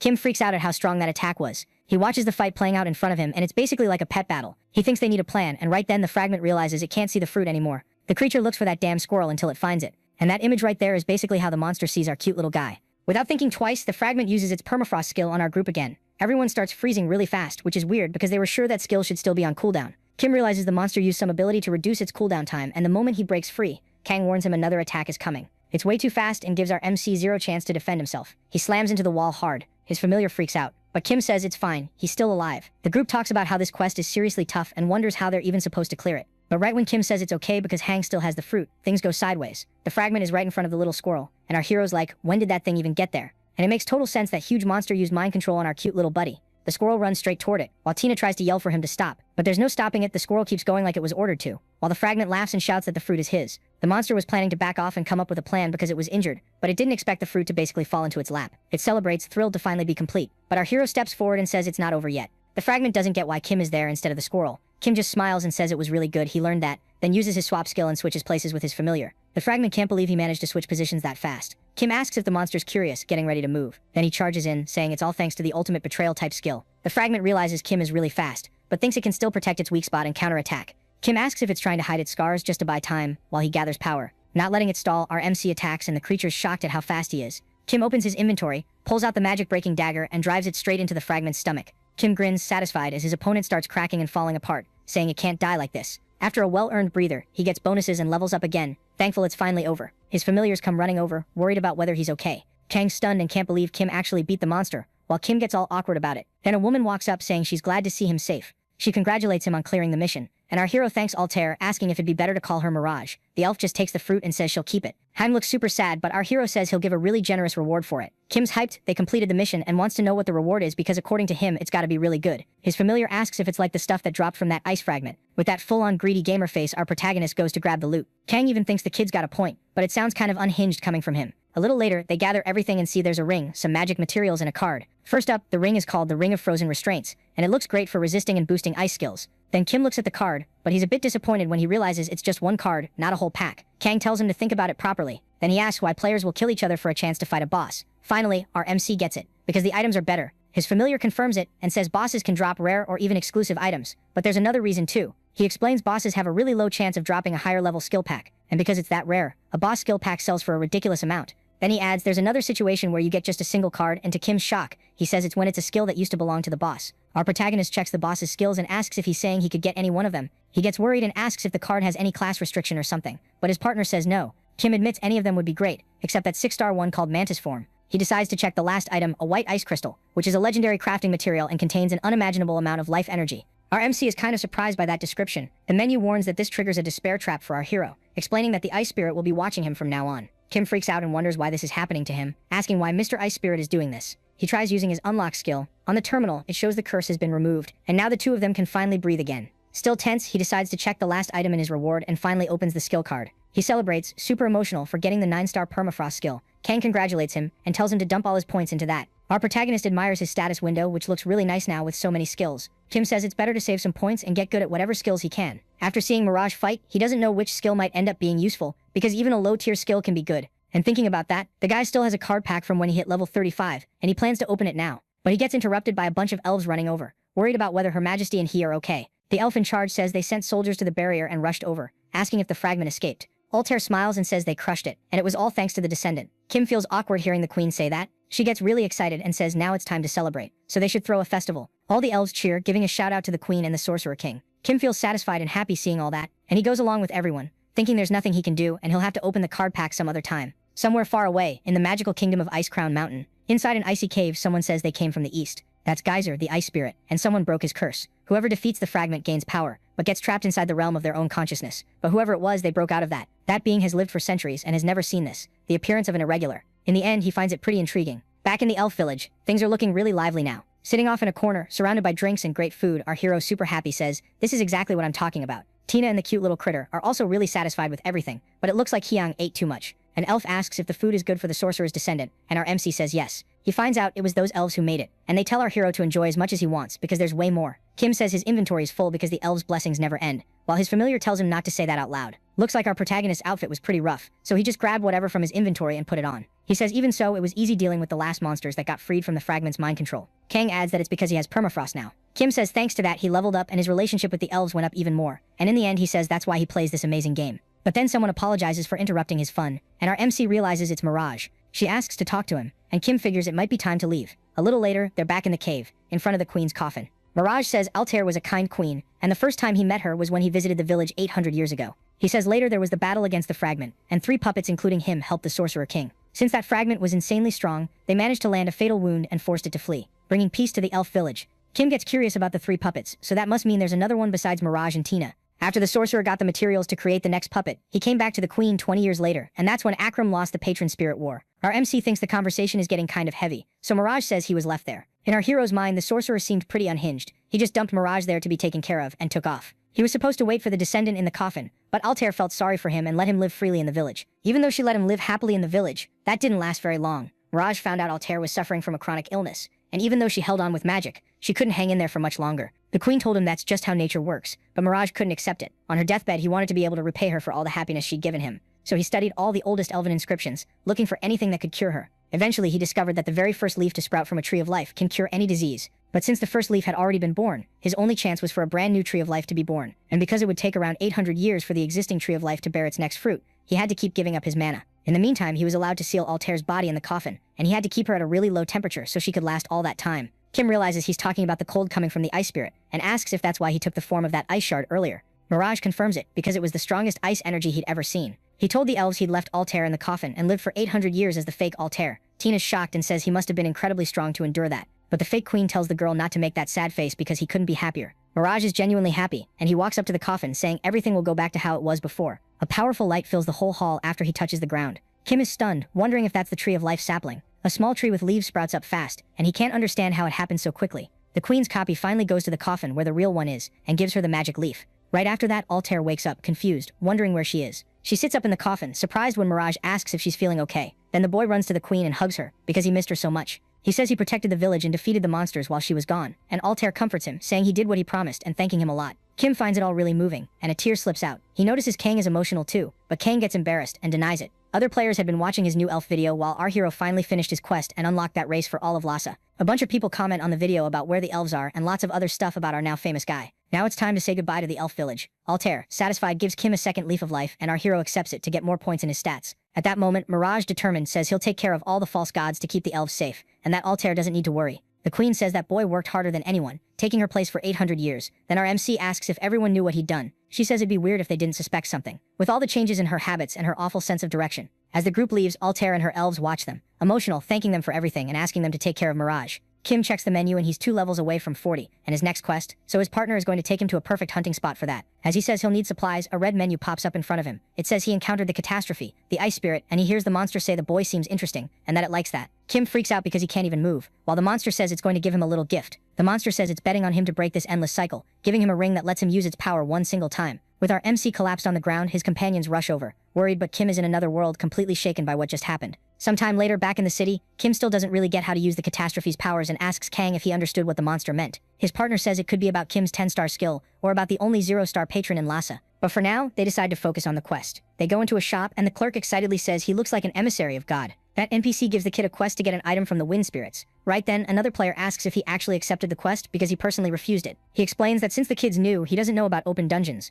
The kid says there are 2 kinds of dungeons, instance ones where only he can enter, and open ones where anyone can go in. This quest ended up becoming kind of mandatory in the game, and since some gear drops there with set bonuses, players keep trying to farm it. He explains that if you don't get the gear in the dungeon, you can collect essences and trade them to the NPC instead. That player says the problem is the dungeon is controlled by a guild called KD Guild, and they kill anyone who goes in. Kim says goodbye, thanking him, super hyped for the fun that's about to happen, while Kang knows exactly how useless that advice was for the stubborn kid. Our protagonist notices in chat that people hate that guild because they're abusing their gear and jacking up prices. Apparently that guild took over another one 3 months ago, and they're always complaining about how the game has so many idiots, though his partner says every game is like that. To Kang's annoyance, the kid says players like him love ruining other people's fun. He gets excited because this will help him level up even more, and he's looking forward to paying them a visit. Somewhere else, a group is disappointed after killing a bunch of losers because it looks like they barely had any money. Out of nowhere, our hero shows up, catching all of them off guard and putting them on alert. Playing dumb, the kid says he heard it was a good place to level up, but he didn't expect to find anyone there. The guys can't believe what they're seeing, but the big bald dude says today's a special day, and he'll let him pass for 10,000 gold coins. Acting like he's considering it, the kid says that's way too expensive. Then he just walks past the guy, making him mad, and says he'll check it out himself, whether he's allowed to or not. At his limit, the bald guy curses him out and attacks, asking if he wants to die. But to his horror, our overpowered MC stops the attack with just one finger. Kim says from now on it's self-defense, and while the guy starts cursing again, he gets cut off by a huge punch right in the face. Kim says it's his own fault since he asked to be let through, and now if he wants to live, he'll have to pay 10,000 gold coins. A little later, a group comes running up, and their leader warns they're almost there, so get ready. Jillian says he sent scouts, and it looks like there are about 10 guys at the entrance, but it should be easy to take them out if they're not paying attention. The group gets fired up by their leader's words. The guy's a game streamer, and he's basically found the opportunity of a lifetime. He memorized and reused speeches from a guild war in another game to gain followers here. Jillian's kind of annoyed at our MC because he's stealing his spotlight with his videos, but today's the day he's going to take down that guild. Still, he's pumped because thanks to this crowd of idiots, his videos are going to blow up, and soon he'll stop being a streamer stuck in a chair and be sitting where KD Guild is now. They reach the top of a hill and he yells that justice will be served, ordering the attack, but to his surprise, the entrance is empty. Panic starts creeping in because the scouts should have been dead by now, and people suggest the scouts must have forced them to retreat. Jillian says it was all planned to make things easier for everyone. Truth is, he has no idea what happened, but at least he can grab the items on the ground. As he's about to do that, something zips past him, hopping around, and to his shock, he realizes some damn squirrel stole everything. The little thing runs into the cave and the leader orders everyone to chase it, but then they're interrupted by screams that sound like they're coming from a lot of people. Another group shows up, saying they knew that monster wasn't alone, and they charge in. The dominant guild's group tells them to screw off and get ready to fight, calling them intruders. Kind of lost in the chaos, Jillian tells his followers to attack too. Nearby, inside the cave, a guy on the ground calls Kim a monster, but Kim thinks it's perfect. He's getting XP from the monsters and loot from the guild guys. Hong comes running up, bringing a bunch of items to our MC, who thanks him and says he really is the best. Tina tells her master that she and Mirage are going to split up now because it's more efficient, but Mirage doesn't really seem like he wants to fight. Kim, worried, tell them to head straight to the room if they sense any danger. Then the 3 of them split up and go in different directions. He watches his adorable familiars with a satisfied look while something comes rushing up behind him really fast. He even mocks the person who attacked him, saying an attack like that would never work on him. Kim was expecting to face like 100 people, but there's nobody else there, while Kang explains that a guild can have up to 150 members. He says the number of players in a guild depends on the leader's level, and the Big Ten have over 500 people in their guilds. Our hero says he can't even imagine that, but hearing it just makes him want to mess around even more. A little later, more guild members charge at our hero, thinking there's no way he can handle all of them. Kim can't believe they're trying to take him down using the mob drop technique. Kang explains it's when someone lures a bunch of monsters and drags them to the target, then they teleport away or vanish, leaving the target to deal with the mess. Right at that moment, the 2 guys go into stealth, but our cocky MC just thanks them for the free mob delivery, gift wrapped and everything. Then he uses his powerful permafrost skill. Kang realizes that skill does over 100 damage, and combined with an item that boosts his damage, it can wipe out any level 40 character. The guys scream in panic because they'll get penalties if they die again, but our hero doesn't care at all. He's just having fun with his new skill. He picks up the item since his squirrel isn't around, but something in the cave catches his attention, and it doesn't look like Tina or Mirage. Kim gets a bit tense when he gets there and sees a bunch of unfamiliar guys surrounding a wind spirit that looks really powerful and kinda evil. From hiding, he realizes the guild guys are fighting the raid boss, and his partner says they're well trained for this. Our hero notices those guys are strong, but there's something weird about the way they fight. Curious, he asks Kang if a guild member can PK another guild member, and the answer is yes, if they're in different parties. The familiar explains it's easy to make a 4-person party, but to form a bigger raid unit, they need permission from the feudal lord. The guys in front of them are split into 2 separate groups, and using his dragon eye, our MC checks one of their stats. Still hidden, our hero activates his silent casting skill while watching the guild members fight the boss. He gathers fire in his hands and throws a fireball just like the one a guild member used, except he aims it at the other guy. That guy gets furious and starts cussing him out, but the mage knows it wasn't him, and that he hit the boss dead on. Kim is happy with the result, and Kang is shocked because the guy chained skills cutting the fireball with wind magic and then using his own spell. When things settle down, the guild member asks them to cover him while he attacks, but out of nowhere a massive fireball flies straight at the guy. This time it nails the poor dude. Pissed off, he accuses the other group of betrayal, saying they're trying to kill them and keep the boss for themselves. Kang can't believe what the kid managed to pull off, and our MC says a casual player like him lives for causing this kind of chaos, and he adds that all they have to do is sit back and watch them tear each other apart, and soon after, with spells flying everywhere, the unlucky guy's items drop to the ground. Kim says now they just need the finishing touch while looking at the boss, but he thinks it's weird that it isn't attacking him. Suddenly, the creature starts reacting to something in his inventory, and a golden light jumps from him to the dungeon boss. The wind spirit is called Silvery Wine, and she thanks him a lot for the help, because thanks to the elf's sacred leaf, she was able to regain her consciousness. To his total surprise, Kim gets a quest to help the woman and her wind spirits that were corrupted by a demon. In that world, multiple races coexist with humans, and besides the human world or the in-between world, other realms exist too, and those realms are heaven and hell. Those 3 realms are the pillars of the world of Lhasa. Kang gets pissed that creatures that strong are being mentioned in a low-level area. Demons only show up after level 200, but for them to appear like this, he figures they must be nerfed, so Kim asks if it isn't bad for this place to be contaminated like that. Since this is a starter area, the familiar confirms it is, and then starts explaining how it happens in the original story. When the demons appeared, the players would do a quest to wipe them out alongside the NPC, and they'd get a reward based on how many they killed. He explains the event didn't have a level limit, so the top 10 fought on the front lines. That makes our MC curious about how the story ends. In the end, the NPCs beat the demon leader, and he runs away, which is pretty cliché. Contaminated zones popped up where nothing could live. Smaller guilds complained, but since most people liked it, the complaints got drowned out. To our hero's annoyance, he hears from his friend that Luana had to be rebuilt later in a successful event. Kang says that back then people said the event came out of nowhere, but it might have been a warning of what would happen everywhere. Our hero asks if the domains would be stopped if he finished the quest, but his partner doesn't know because they could invade somewhere else. He adds there are too many variables, but Kim's already in the zone and admits he's always wanted to play the hero who saved the world. The guy accepts the quest, and the NPC says that no matter how hard she tried, she couldn't free the spirits and ended up getting corrupted from contact with dark energy. She says she'll probably get corrupted again, and when our MC asks, she explains the way to prevent it is that, pointing at the cave wall. She touches it and starts chanting in another language. Kim's shocked when a secret entrance opens, and she says she did her best to deal with it. They walk through the hidden passage until they reach their destination, a massive surge of evil energy. The spirit tells him to push forward and destroy the demonic core, but our hero tells them to leave because she's not doing well, and now he already knows the way. Once they're out, Kim worries about her. She apologizes for the trouble, explaining that spirits are basically manifestations of nature's energy, and because of that, their energy gets messed with pretty easily. Kim gets it and comes to his own conclusion. That item makes the area feel like the demon world, and since there are only 100 of them in hell, there's always a guardian assigned to it. Kang says the difficulty depends on the guardian, and once Kim understands that, he decides to go back. He checks with the woman if destroying it is enough. Telling him to be careful, the spirit woman says she'll take care of the other lower-level spirits. Our MC explains the plan to his familiars, but while Mirage is scared of demons, Tina is not only excited, she says she's got something for Kim. Then to his surprise, she pulls out a pack of mid-tier cards. Kang thinks it's weird because he heard there was a level delay, but our MC just wants to open it already. Hyped, he opens the first card and notices it has a rainbow glow. Our hero gets excited and says he's never seen that, while his familiar congratulates the lucky guy on a new 8-star skill. The skill is a really strong buff, but the guy complains the other cards are low tier, which drives Kang crazy because of how greedy he's being. That skill's gonna help a lot when he's totally screwed. The last card is a mount skill. Good, but nothing rare. He makes his choice. Even though Tina's sad and interested in that skill, he picks the 8-star one for his family. Now that everything's settled, Kim can kick things off, and when he touches that core, he realizes it's a hidden dungeon. The menu asks if he wants to enter the dungeon, and of course our hero isn't turning that down. He keeps walking through that weird place and gets disappointed, because he expected more. It just looks like a normal dungeon. Kang says every dungeon has its own quirks, and tells him to look up, where he finds something that looks like a purple crystal. While he's wondering if that's the demonic core, something approaches, and in an evil voice asks how he dares. A huge raging minotaur appears and introduces himself as Kroll, servant of Agares, a duke of hell. Kim gets ready, thinking he just needs to kill the big bull and destroy the core, but Tina steps forward, asking him to leave it to her. She says demons are pretty straightforward when it comes to fighting, and she wants to test her new skills, but our MC worries because she's only level 15. His partner tells him to let her go if she gets hurt. She can recover in her room, so Kim allows it, and Tina doesn't waste a second. The minotaur realizes she's a homunculus and charges her, saying this'll be over fast. He tells her to die and swings his axe, but right then a light fills the place and Tina appears at full power, ready to fight.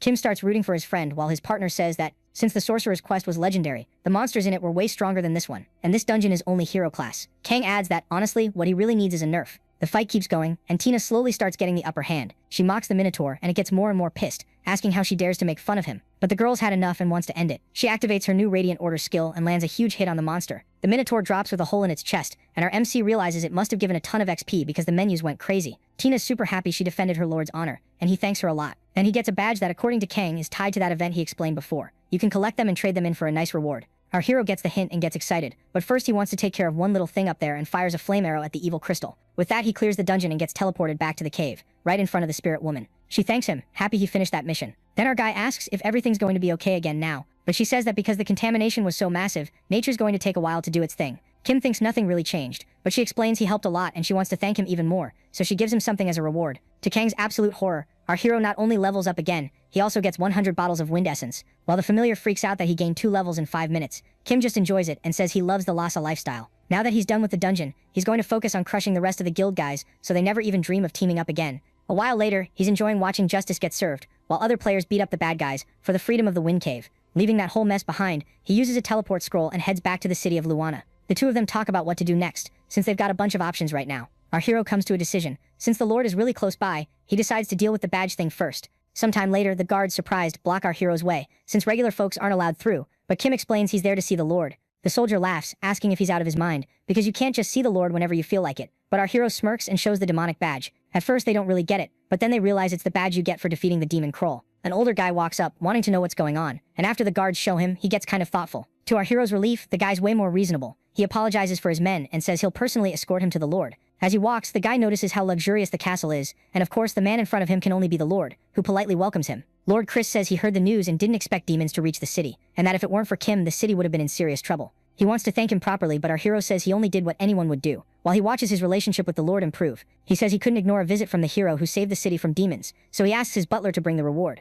Kim's really happy when the guy says that since he didn't know what Kim would prefer, he prepared one of each. He's surprised to receive 10,000 gold and permission to form an assault unit, but the Lord says it's nothing and hopes it'll be useful. The older guy is genuinely grateful and says that if there's anything else he wants, he can probably make it happen. That gets our MC thinking, and he comes up with an idea. Far from there, that earlier group celebrates finally taking control of the Wind Cave. Everyone gives Jillian a shout out, and he gets emotional. He knows there weren't many from the other guild, but honestly that doesn't matter. The guy's really hyped and thinks he's about to get rich now that they control that cave. Suddenly a guard shows up and kills the vibe. He says that from now on everyone will need permission to enter that dungeon because of the demon incident. The group complains, but the guard says he'll arrest anyone who goes against the Lord's orders. That streamer panics because, after everything he did, the cave is basically a lost cause. Kim's talking with his friend about the assault unit, since he likes playing solo, but Kang says he could totally end up being a raid leader someday. Anyway, Kim figures now's the time to head to a hunting ground and train some more. When someone walks up and goes, "God of War," our MC's shocked because Hanzo shows up all friendly, saying he can't believe he ran into him there like out of nowhere. The ninja starts freaking out in a cute way, thinking it must be fate, and it reminds our MC that this guy really does not listen to other people. Kim gets curious because Hanzo's on his way to the Lord's castle, so Hanzo explains he got a mission from the butler there. But he has to finish the quest today, so he'll have to cut the meetup short, and just as our MC's about to dip, the ninja grabs him. Fixing his hair, our guy asks what's going on. Then finally, Hanzo says he wants to ask a favor, and sends a friend request. In a kinda creepy, super awkward way, he asks Kim if he'd like to be his friend,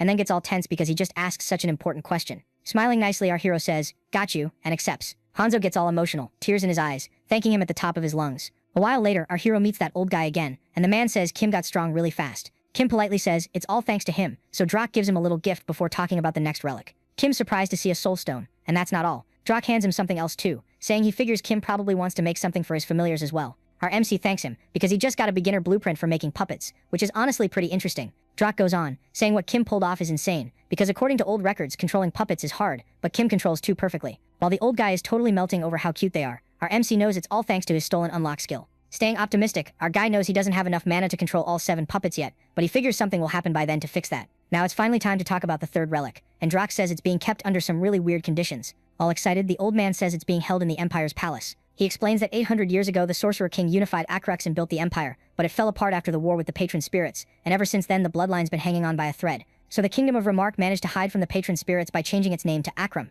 The old man explains Acrux ended up being maintained by the 4 biggest countries around. He talks about the state of Ruindera, where you go to gain knowledge before reaching your 2nd class. That place is known as the starting area for players, and Remark seems like a small place wedged between that country and the Gillian Empire. Finally, he says the 3rd relic is a Death Knight who once led armies, named Lindor the Dark. But Lindor's soul stone was destroyed, and to his surprise, Kim finds out he'll have to find a new soul to put inside Lindor's body. Sometime later, our MC is out there setting everything on fire, when his soul stone reacts, asking if he wants to store the monster's soul in it. He realizes it's pretty easy to put a soul in there, but he can't just use any random one. He needs to understand what kind of traits a Death Knight is supposed to have. Kang reminds him that if he doesn't want to suffer trying to find the right soul, there's a second option, getting one with permission, which also won't be easy. Kim looks at his familiar thinking it'd be the perfect soul, but his familiar is not interested in that crazy idea at all. Later, they go back to the quest NPC they helped, and the guy's shocked our MC managed to get that much essence. He says it's enough, and since he doesn't have any customers, he'll do everything real quick. But then something catches his eye, and he grabs our hero's arm. Our protagonist watches him act super weird about his arm, but finally the NPC lets go and thinks, these muscles, he really is my soulmate. He says young people look down on blacksmiths these days, but he's seriously starting to like Kim, then gives him a pat that almost kills him.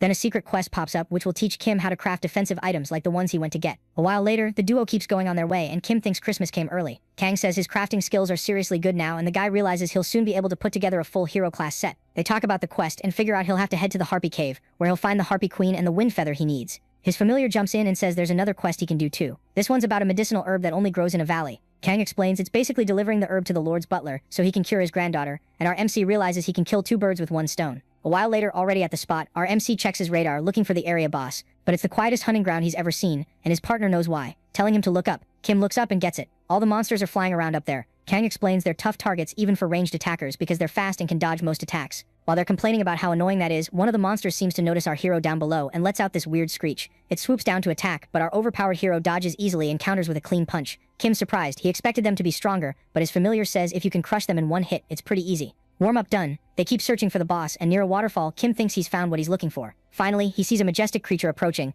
and yeah, it's definitely the Harpy Queen. Kang tells him to be careful because she uses magic and she's a pain to deal with, but our impatient hero says he gets it and immediately fires flames up at the boss. The fire arrows fly toward her, and she blocks them easily while looking down like a human. Deciding on the spot, she licks her lips, thinking how delicious he must be, and dives to attack. She charges in saying she'll eat him alive, and the two clash, testing each other. The next moment, the Harpy realizes this won't be so easy. She can't even figure out how he blocked her and grabbed her leg. With one simple move, the guy slams her into the ground like it's nothing, and she feels just how strong this protagonist really is. It's a solid hit, and thanks to a critical, she's stunned for a second, long enough for him to keep the pressure on. She blocks with her wings, a little freaked out by his strength, but she won't give up her prey and uses a charm-type skill. With a terrifying look, she says she's going to devour him, already acting like she's won. But Kim uses unlock and apologizing completely cancels her attack. The Harpy's like, "How did you do that?" And the kid says it was just luck. That's when she realizes, terrified, that Kim isn't prey, he's the monster. Backing away, she decides to get the hell out of there, but our boy notices and starts winding up an attack full-on Yusuke style. He hits her with permafrost just in time, freezing her by the leg. Kim jumps in and attacks with air slash, boosted by his glove, and he's even healing in the process.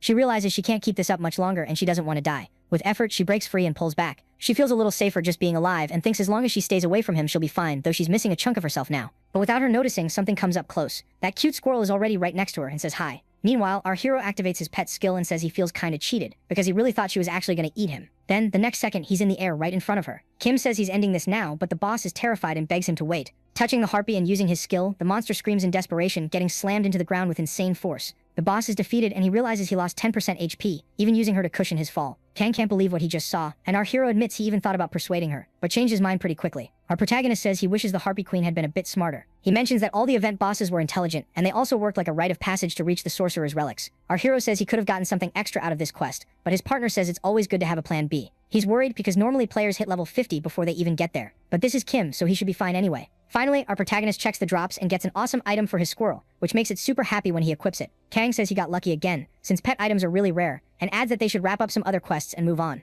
A little later, the guy hands the herb to the butler, who thanks him like crazy for saving his granddaughter. To show his gratitude, the old man gives him a pack of cards and also maxes out his relationship level with him. The blacksmith is happy too and thinks he was actually way faster than expected, handing over like promised the blueprints to craft the special items. Kim goes back to his room and realizes it's been a while since he's been there. Looks like his familiar really took care of the place and even organized everything. He was about to open the card pack, but then something interesting pops up, a chance to upgrade his room even more. What's weird is that one item on the requirements list is missing, and the terminal asks if he wants to use the second leaf of the Tree of Life to replace that item. Of course he says yes, and waits for the room to finish upgrading. Looks like the room can now be used to create a Tree of Life, and that'll give him some benefits. While he's looking at the tree, Mirage walks up because he wanted to see it too. He touches the tree and says it sees Kim as its master. And of course our hero gets a ton of bonuses because of that, leaving everyone around totally confused. Our hero is insanely happy about it, and Kang can't believe it was that easy for him, when other people have to finish some epic quest to get the same thing.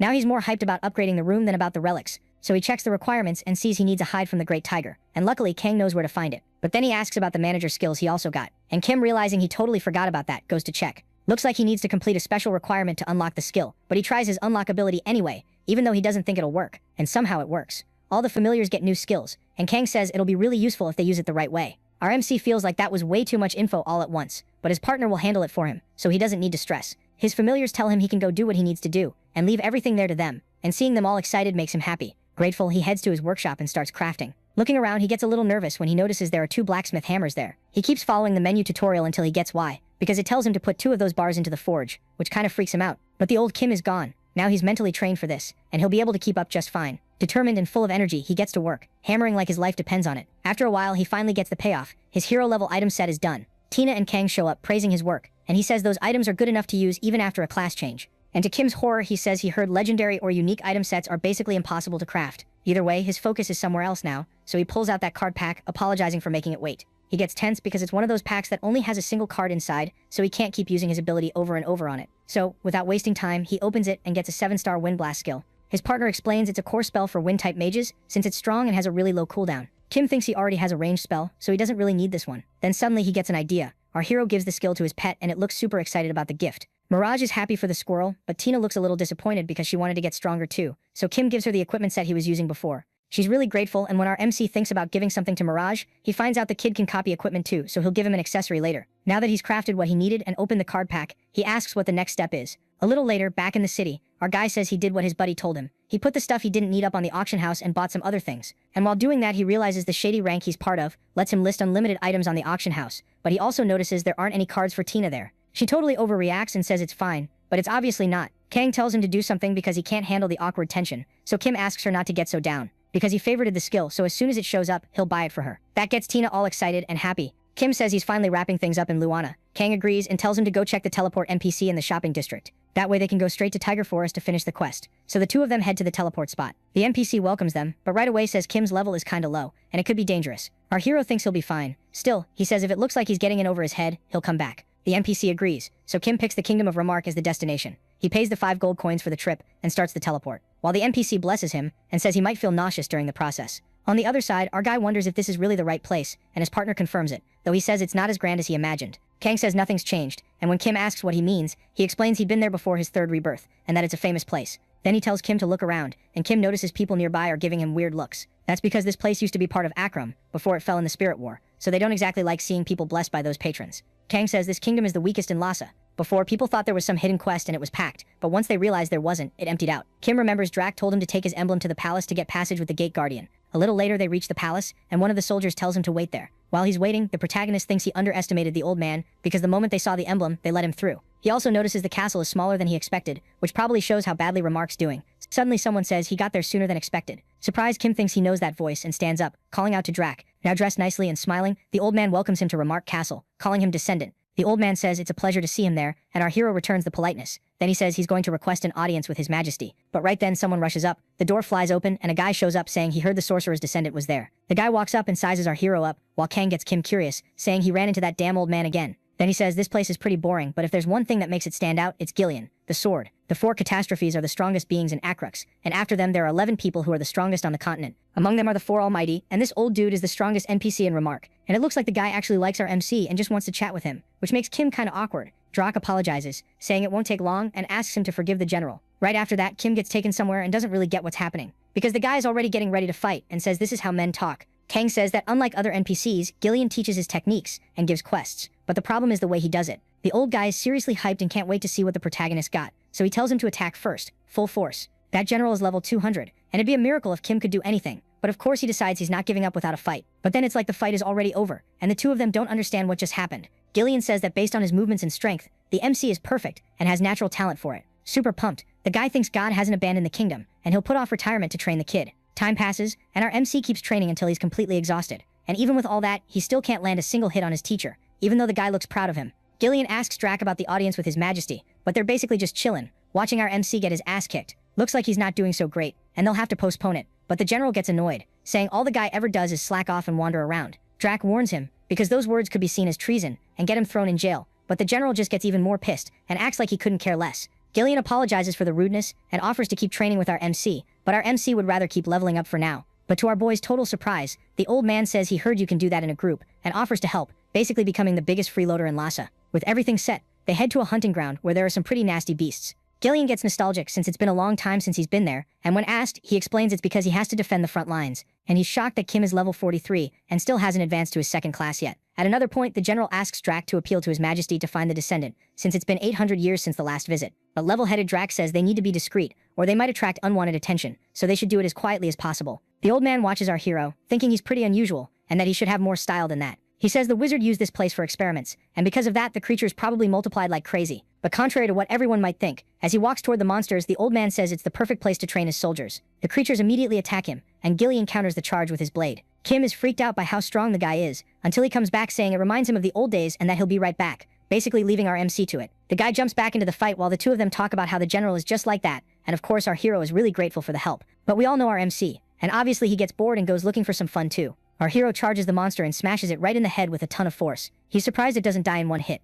Guess he's gotten used to easy fights, so he keeps pounding it again and again. Kim complains he had to hit it like 10 times, but Kang teases him saying this is a high-level hunting ground. While watching his teacher, the terminal shows he's reached level 45, and besides getting a card pack he can now change classes. While the old man is having a blast, the two of them are hyped that he gained 2 levels so fast. Kim thought the second class only came at level 50, and when he asks Kang, he finds out Kang isn't sure either. But either way, the familiar says it's better like this, since he'll get the class benefits earlier. He's excited for the harder quest coming up and decides to go for it, asking for the class change quest. But it looks like the thing bugged out. He waits and Kang tries too, but the quest doesn't show up. Turns out the patron can only give that quest to a level 50 player. After that, 3 job options will appear. Kang says he got his quest from an NPC, not from him, so our hero figures he might have to go see Drac again. But it looks like he'll be stuck at level 45 until he does the quest, which sucks because the old man is basically giving it his all to help him. Still, Kang calms him down, saying he'll get all the stored XP once he completes the quest, which makes our protagonist feel better. The old man comes back grinning and goes, "Man, this is the good stuff." He asks if our hero leveled up, and Kim thanks him, saying he'll need to see Drac for his class change quest. A little later he meets Drac, who apologizes but admits he doesn't have any info about his second class.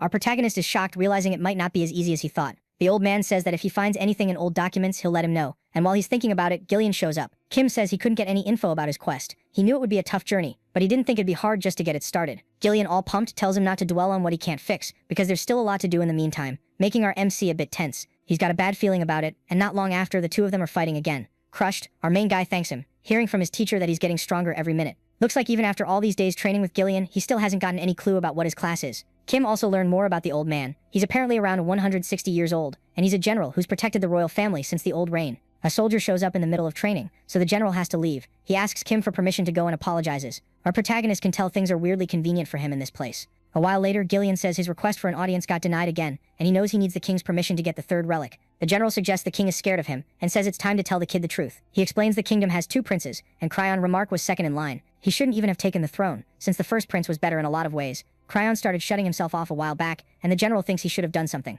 After the old king's unexpected death, the timid Cryon staged a coup, and from the sound of it, things got really intense. Back then, Gillian was on the front lines, and since Cryon was royal blood, there was nothing to do but accept him as king. He adds that in the middle of all that, our MC showed up, so Kim, tense, says he's not interested in throne drama. The old man gets it, but explains the kingdom is officially Akram, and now the only descendant of the old empire has returned. And he asks our hero who the real legitimacy of this kingdom belongs to. When a messenger interrupts with a message from his majesty, Gillian asks if the king accepted the request, but it's the opposite, and it makes him furious. Then the messenger says his majesty still doesn't recognize him as a descendant, and if he wants an audience, he has to complete a mission for him. In the menu, Kim sees it's the quest for his second class, and thinks he just got insanely lucky. But Gillian yells, asking if he heard that right. Kim holds him back while he rages, saying they should be throwing a party for the descendant who showed up after 800 years, not giving him errands. Nervously, the messenger says that's why his majesty said he has to complete 3 out of 12 quests. With that, Kim's relationship with Gillian hits the max, and he sees the quest difficulty drop like crazy. When it's time to look at the missions, the general says they're ridiculous and hates that the king stopped him from helping. He's outraged the missions involve the White Nightmare and Centaurs, and he wants to go complain, but Drac tells him to behave. Gillian says if anyone's got a problem, they can say it to his face, but Kim calms him down, saying he can handle all of it on his own. The old guys think it's wild that the kid is taking these impossible quests so calmly. But on the other hand, Kim has zero intention of failing any of them, because he's got the ultimate cheat, which basically researches everything and already tells him exactly where the monsters are and where he needs to go. Before he leaves, Gillian shows up and wants to give him a reward, not to help since he's forbidden to, but as a personal gift. So to our protagonist's total surprise, he gets a high-level skill pack. He doesn't get why he received it, and even Kang has never seen anyone get a pack like that before level 50. Either way, it's awesome. He opens the smaller pack first, gets the skill Wind Cutter, and chooses to strengthen it. Since he already had it, the skill upgrades and can now cause bleeding on creatures like undead and golems. Then the big moment finally comes. He opens that pack super anxious and draws his first card. Right away he gets Wind Cutter again, and he's a little disappointed. Second card, Wind Cutter. Third card, Wind Cutter. And it keeps going like that, until he's freaking out and totally confused, while Kang is just enjoying the show, begging for better luck. He grabs the last card in the pack, and to his relief, it's a 6-star card with the skill Ride. Tina shows up right then, and all excited realizes he finally got something for her. Being super dramatic, she promises she'll repay his kindness with her life, and take down anyone who dares get in his way. Kim wants to go straight to the quest since they're done there, but his partner suggests they stop by the shop first. which confuses him. Kang says he'll need to kill a monster before the ancient cobra boss, but he needs an item to summon that creature. A while later, they end up in a hunting zone called the Meow Forest. And like the name suggests, the monsters there are cute and kinda evil. They're small, hard to hit, and they deal a pretty nasty amount of damage. Kang says that's why a lot of people pass through and think there's no boss there. Exactly what happened to him at the start with the Squirrel Emperor. Kim says he put the box there like he was told, but he's not seeing any monster, so his partner tells him to be patient. Then all of a sudden a huge tiger shows up. It walks up to the box and does what every kitty does, right? Kang says that's the best way to deal with feline-type species, so he tells our MC to go now and catch it. He quickly beats the monster and gets the items he needed, and the meat is what they'll use to lure the elder snake. But before going after the snake, he decides to grab the rest of the items for upgrading his room. A while later they reach a remote spot, and Kang explains where he needs to place the tiger meat. Kim gets curious and asks if there's anything he should know about the snake, and yeah, it sounds pretty tough. Besides being powerful, the snake uses stuff like poison and petrification, but his familiar says that for him it's different. So he goes over there and tosses the meat on the ground. Instantly, the elder snake known as Black Plague appears. The monster uses magic resistance reduction and then petrification on our hero, and he just smiles. Now he gets why he's the exception, and he starts walking toward the monster, which makes it super frustrated. Kim gets ready to fight and says it'll be like taking candy from a kid. Our protagonist taunts the snake and it lunges at him while using a 7-star poison. That poison would drain his HP by 1% per second, but Kim doesn't care, because none of that works on him. He uses his unlock skill and removes the effect, once again leaving the snake totally frustrated. The snake realizes it messed up and tries to run, but Kim mocks it and attacks again, telling it to apologize for ruining the plants. The fight keeps going, and our MC is grateful he had time to craft that armor set. Out of options, the snake tries to pull a cute look, and Kim seems like he's falling for it. But he says anything goes in war and in games, so he promises to make it quick as he gets ready to strike. He charges the monster, telling it to hurry up and hand over its XP, and then he beats it. Now all that's left is collecting the loot. He gets a unique item that looks rare, but he'd have to swap out his glove for it, so Kang suggests selling it or saving it for when he needs a poisonous dagger. The second item is a poison crystal, and Kim asks if it's that thing that shows up in martial arts stories. That's the item they'll use to make the white tiger come out. Kang says there are two creatures that each have a crystal filled with the energy of light and darkness respectively. But the irony is they can't absorb those energies, so the crystal slowly consumes their bodies. And since the crystals act like a neutralizing force, they fight each other for control of them. Kim realizes everything's lining up and that the tiger isn't far from there, so he asks if it'll be easy, but his partner says the kid already knows the answer.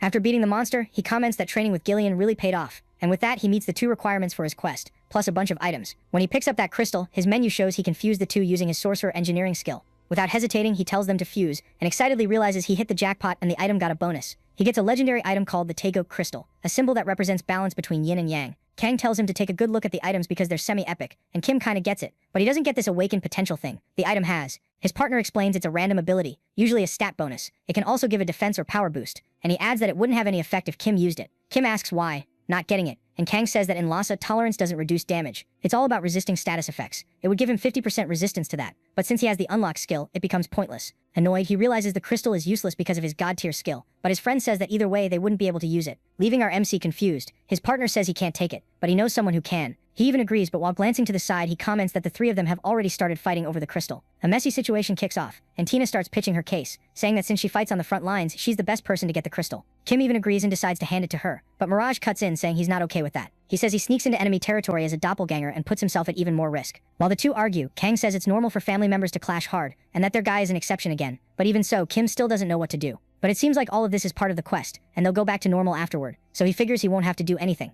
The conflict dies down, and the 2 agree to talk about it later, but at that point Mirage isn't seeing the crystal anymore. When they look to the side, it's in the cute little squirrel's hands, and it doesn't hesitate, it just gulps the crystal down, instantly getting a bunch of benefits. Our hero just watches, expecting something different, but everything seems normal, until an alert pops up above his pet. The menu says the kid meets the requirements to evolve his familiar, and that totally shocks him. In most MMORPGs, a pet is essential. It can fight with you, give buffs, or even help with XP. Unlike familiars, pets get stronger through evolutions. The higher the pet's rank, the harder the requirements are. The protagonist is pissed, because who would ever guess that feeding a crystal like that to a pet would actually meet the evolution requirements? Kang says that if it evolves, the pet will go up a rank, and since it's already epic rank, it'll probably become mythic rank. And that's not all. When a pet evolves, the owner gets a bunch of rewards too. Like in the MC's case, probably a level 9 card pack. On top of that, there's a whole chain of quests he'll have to do, and since this evolution is mythic, who knows what those quests will be like. The menu shows the quest, and it looks like he'll have to kill a ton of monsters, but Kim can definitely handle it. To do, Fofo says he'll make sure he becomes mythic rank, and everyone's all cute and happy about it. Back in Remark, Gillian is happy to learn that the monsters from the local legends were real beasts.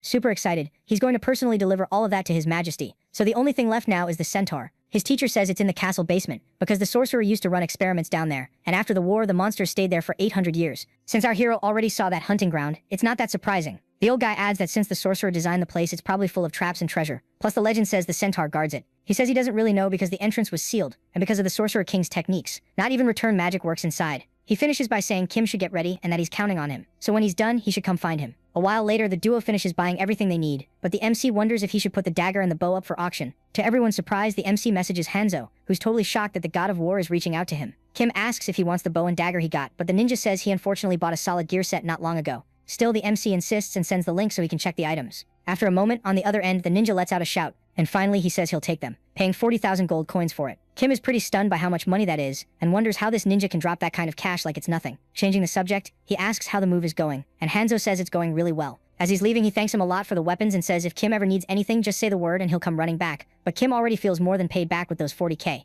In the end, he says he'll see him again and leaves. But the MC asks why Kang is laughing, and Kang asks if he noticed. The familiar asks if he met her offline, and from what we can tell, the answer is yes. Hanzo, or rather Reina, asks the god of war if he's saying he already knew her real identity. Kim says yes because he thought it was obvious, but he regrets setting up a meetup with her at the mall in front of the school, especially after he found out why Hanzo said they had a deep relationship, considering his ex was in the same program. Our hero hopes nobody got the wrong idea and asks if all he has to do is help her find a place to live. She says she's never done that on her own, and she used to live with a friend who had to move away, so the landlord asks for the place back. Then the woman, being as dramatic as humanly possible, begs for help, otherwise she'll end up on the street, and Kim just wishes she'd stop acting like she's in a movie in real life. Hanzo tells him to follow her to her new place, leaving our MC wondering if this is for real or if he somehow teleported into another universe. She shows him this super fancy place and asks if it's good enough, while our protagonist is like, who even are you really? Back in the game, our hero is more ready than ever for the mission, and his teacher goes with him to the entrance of the labyrinth. Gillian says it's a secret place that only a few people know about, but when Kim gets to the labyrinth entrance, he's seriously impressed. With a wave of his hand, the old man opens the way. Kim notices the air feels totally different in there and sees a staircase going down. That general says the sight makes his whole being boil, and that as soon as the kid goes in, he'll close the door. He also says he'll keep looking for a good soul to inhabit the relic, and that our MC shouldn't worry about it. He says when the boy comes back, they'll celebrate with a drink, and Kim actually feels pretty good about that. Finally, the kid goes in and finds a door, thinking he'll be back before the ice in that drink even melts. Our ready for anything guy pulls a flashlight out of his inventory and realizes, yeah, this really is an actual labyrinth. Out of nowhere, scaring the crap out of him, Kang pops up saying, well duh, it's a labyrinth, and asks if he thought it was going to be a walk in the park. He says they need to keep moving forward and get used to the place, and that makes Kim remember it's Kang's first time there too. So all he has to do is take down the centaur, and it should be quick. Right after that, the guy runs into a huge minotaur with a different coloring than Krull's, which makes it even creepier. Thinking fast, he decides to take that monster out first, and charges in using Windcutter. He lands his attack on the monster, which tries to defend itself however it can, but it doesn't stand a chance. It gets hit and ends up with a nasty debuff. Not giving it a second to recover, he attacks again, nailing it with a flurry of quick strikes. No big deal, the kid finishes it off and thinks he got worked up for nothing. This is gonna be easy, but Kang complains, saying he literally just walked in. Our protagonist runs over to grab the drop, while his partner thinks he's never gonna get used to his style.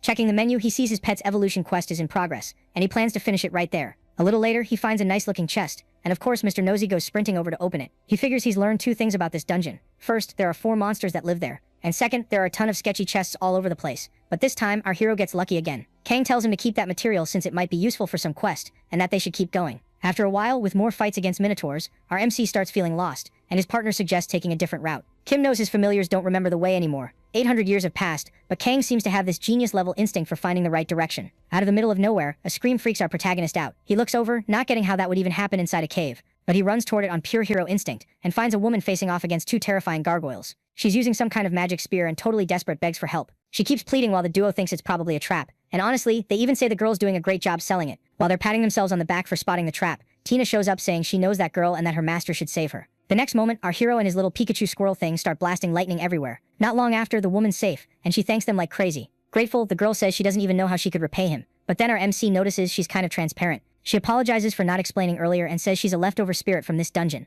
Kim's a little surprised by that, and the girl is too, but for a different reason. She reacts like that when she sees Mirage and, what's her name? Princess Tina. Totally confused and pretty shocked. Our hero asks if Tina is actually a princess. The girl says that title doesn't really fit anymore, since Akram doesn't exist now, and asks him to just call her Tina. Kim gets tense, thinks about it, and remembers that all the NPCs connected to Akram know Tina. He ends up realizing Tina is the Sorcerer King's daughter. The girl apologizes for not mentioning it since she thought it wasn't a big deal, but he thinks it's the opposite and asks if the sorcerer turned his own daughter into a homunculus. At that moment, the woman cuts in, apologizes, and suggests they move somewhere safer before more monsters show up. A while later, the girl introduces herself as Alice and says she was the Sorcerer King's assistant in his experiments 800 years ago. Tina says Alice is amazing at engineering and that the sorcerer himself used to praise her for being even better than him. Alice says she was building a magic weapon with his majesty, and when the war broke out, she kept working on it on her own. When the sorcerer disappeared, she says she kept going because finishing that weapon was her life's dream. Then one day she got sucked into the magic circle when a mistake made it malfunction. But luckily, she says she was still able to keep researching even though her body isn't exactly normal. She admits she's kind of happy she doesn't have to worry about dying anymore,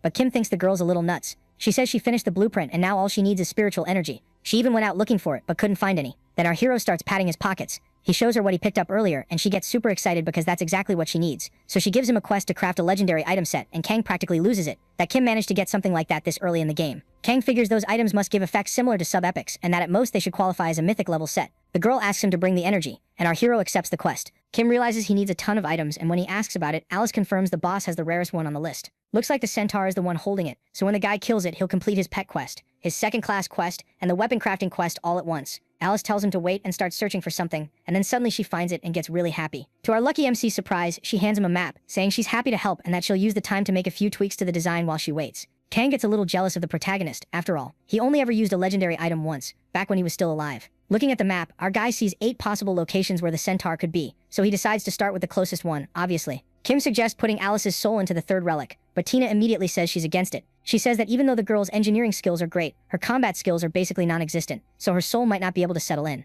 Our protagonist is starting to realize this whole process might not be that simple. Then out of nowhere he gets curious and asks how Tina became a homunculus, and unlike what he expected, it doesn't come off as rude, and she agrees to tell him everything. She says it was at the peak of the war, when humans got fed up with her and teamed up with the patrons, betraying Akram. The Sorcerer King created weapons that would obey his commands, and that's when the 7 homunculi were born. They had the power to wipe out enemies on command. They were basically living weapons made for war. Tina explains her soul was one of the ones chosen. She was already close to dying because of an illness, so she was the best option available. And like we know, transferring a soul requires mutual consent, so she agreed without hesitation and received her new body. Kim feels like the mood gets kind of heavy, but she says that was actually the most fulfilling moment of her entire life. And if she could choose again, she'd choose the same life. Smiling, our hero tells her she's amazing. She thanks him and warns her master that they've arrived. Then they hear the sound of hooves and a creature approaches. Looks like our hero got lucky again. The centaur shows up furious, wanting to kill him, calling him by the Sorcerer King's old name, Dreadsure. That monster says it not only hates Akram, but it's going to kill Dreadsure, and with that, the boss event begins. The monster attacks while our hero blocks with his arm, saying he's not Dreadsure. While Kim wonders why this Wizard King has so many enemies, the monster throws a curse on him that stacks a bunch of penalties.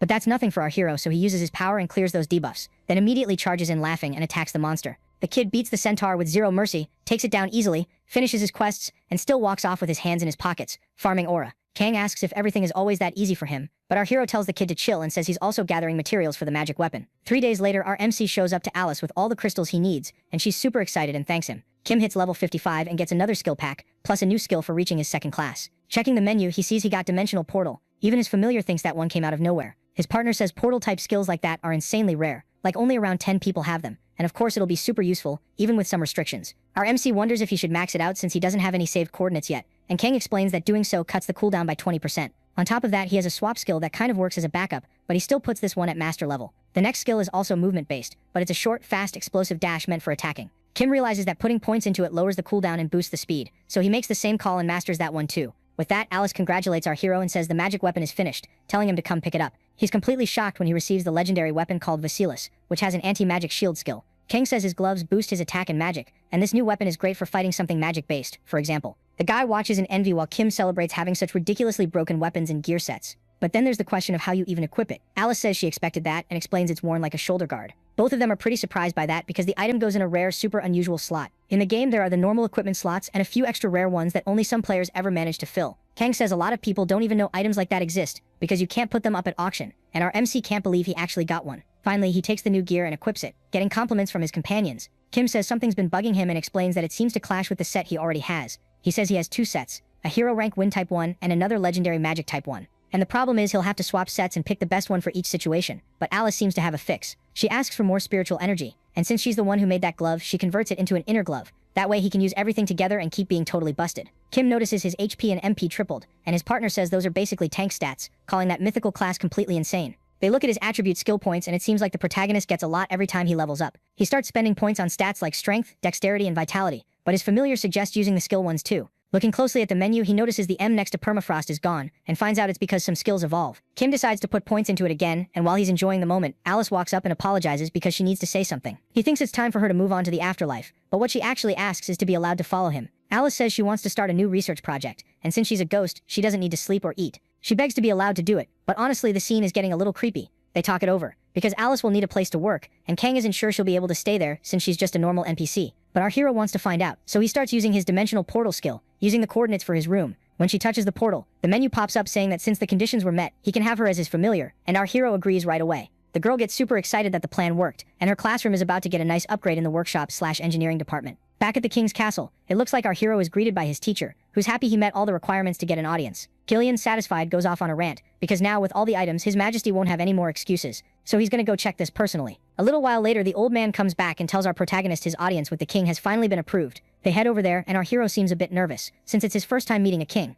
Gillian tells him not to worry. He's just a man, and king is just a title. What really matters is who he is. Drock tells the general to watch what he says, so he doesn't get arrested, but the old man doesn't care anymore. A bit later, Kim arrives at a door, and he knows the king is on the other side. Our hero thinks he became the Wizard King for a reason, and right then his familiars show up to support him. When the door opens, the king welcomes the descendant of Remark, but our protagonist is shocked by what he sees. Then His Majesty says he's been waiting for him. The king seems excited and a little unsure, but still asks our hero to introduce himself, and he notices the queen is kind of different. She's stunning and really confident, and then she finally says it's a pleasure to meet Kim. The general kind of loses it, and asks why that person is even there, since what they're discussing is about the imperial family. That young guy, Sergei, smiles, and says he's got some pretty cold words for this moment they're in. He says it was His Majesty who allowed him to stay, and the king confirms it, though you can clearly feel the tension in the room. His Majesty says Sergei is a citizen of the kingdom and can't miss this meeting, but the general protests, because the truth is the guy's a foreigner. The king gets irritated and says he doesn't want to hear that. He adds that he's the king and his word is final, and even the queen looks surprised. Right after that, he apologizes to his general, but Gillian is the one who apologizes for his insolence, even though he's boiling inside. Taking the lead, Sergei says he'll explain His Majesty's position. The truth is, they can't hand over the relic for nothing.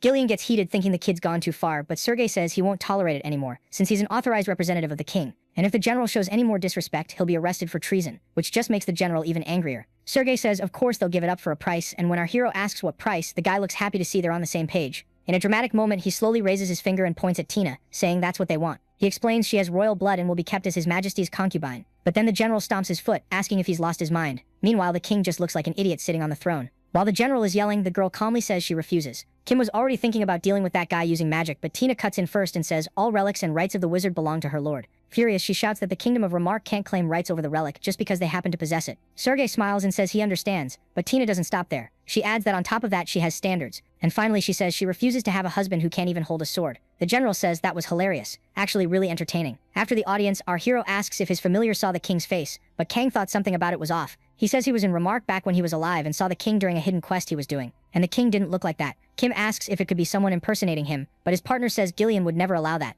Kang says it's just a hunch, but he thinks a lot changed in Akram after Kim became the wizard's descendant. Drax shows up and apologizes, saying it'll take a while to get the relic, and it looks like Gillian went back into the king's room to have a little chat in there. Kim asks about that guy, and the old man says Sergei currently has all of His Majesty's trust, even though nobody knows where he came from. That guy was the only one who backed the second prince when everyone else was backing the first. But the truth is, he was the one behind the coup. Kim thinks it's pretty typical, still a huge problem, and while he's wondering how he's supposed to get this relic, the menu shows the quest has changed. Drac offers him another way to get the relic, and when Kim asks about it, of course our hero agrees. So the old man smiles and tells him to follow, because now they're going into a secret place. The old guy apologizes, because they had to walk. If they use scrolls, they'd alert the palace's magic agency. But what bugs Kim is why someone on a minister's level is being this careful. While he's wondering how deep into the city they're going, his companion thanks him for coming along. He asks the kid not to talk about anything he's about to see or hear once they go through this door. Not even to General Gillian. Kim agrees. The old man knocks while our MC waits. Then the guy recites a few lines and the door starts to open, making Kim wonder if it's some kind of password. Another man opens the door, and Drac asks the descendant to please come in.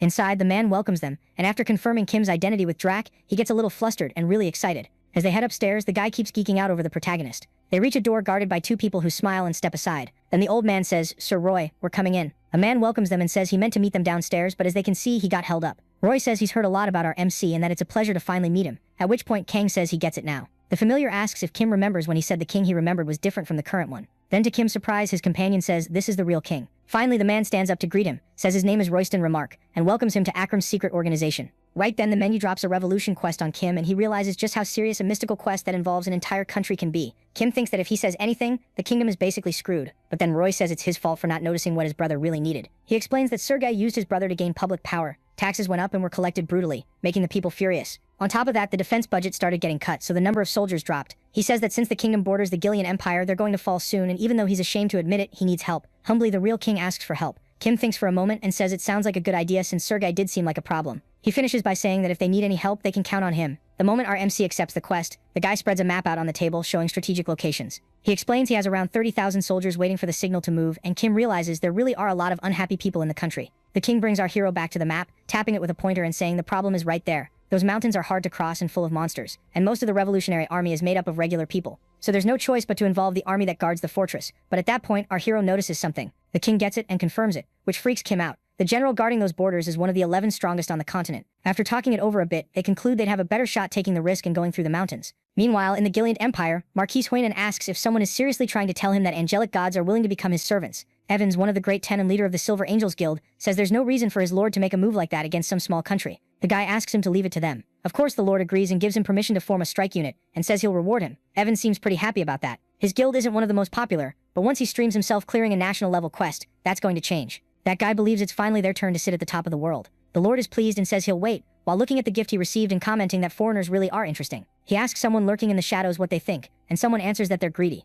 The old guy agrees, but he doesn't exactly dislike them. After all, for a reward they'll get their hands dirty, even if it ends in death. But he says that's only possible because they're immortal. Then he brings up the peace agreement between the countries and the political movement that justifies interference. He adds that a foreigner isn't part of the agreement, and after tossing that gift on the ground he says they're rookies, but then he's like, who knows? He suggests that a bunch of mutts can scare an old tiger, and the lord wonders how Gillian is going to react to that. A while later, our hero is complaining about getting another tough quest right after the ice fragment, but Kang says that's just how the Sorcerer King's quests are. His familiar wants to know what the problem is this time, and it's simple. Kim is going to have to confront Gillian. Our hero doesn't want to face him because Gillian has done a lot for him, but his partner warned him not to get emotionally attached to an NPC. Pretty shaken up, Kim says he just needs to clear his head, so he opens his inventory, and like an addict, like Kang says, he goes the best way to feel better is opening a little card pack. Kim opens it, and on the second card there's this glow that makes him think it's an 8-star card, which totally freaks his familiar out. He gets the skill Sharp Punch, which is also a really rare card. Kang says it's an attack that ignores defense and applies a debuff that lowers it, plus the cooldown is short so he can use it a bunch of times. After putting points into the skill, our MC knows exactly what he has to do.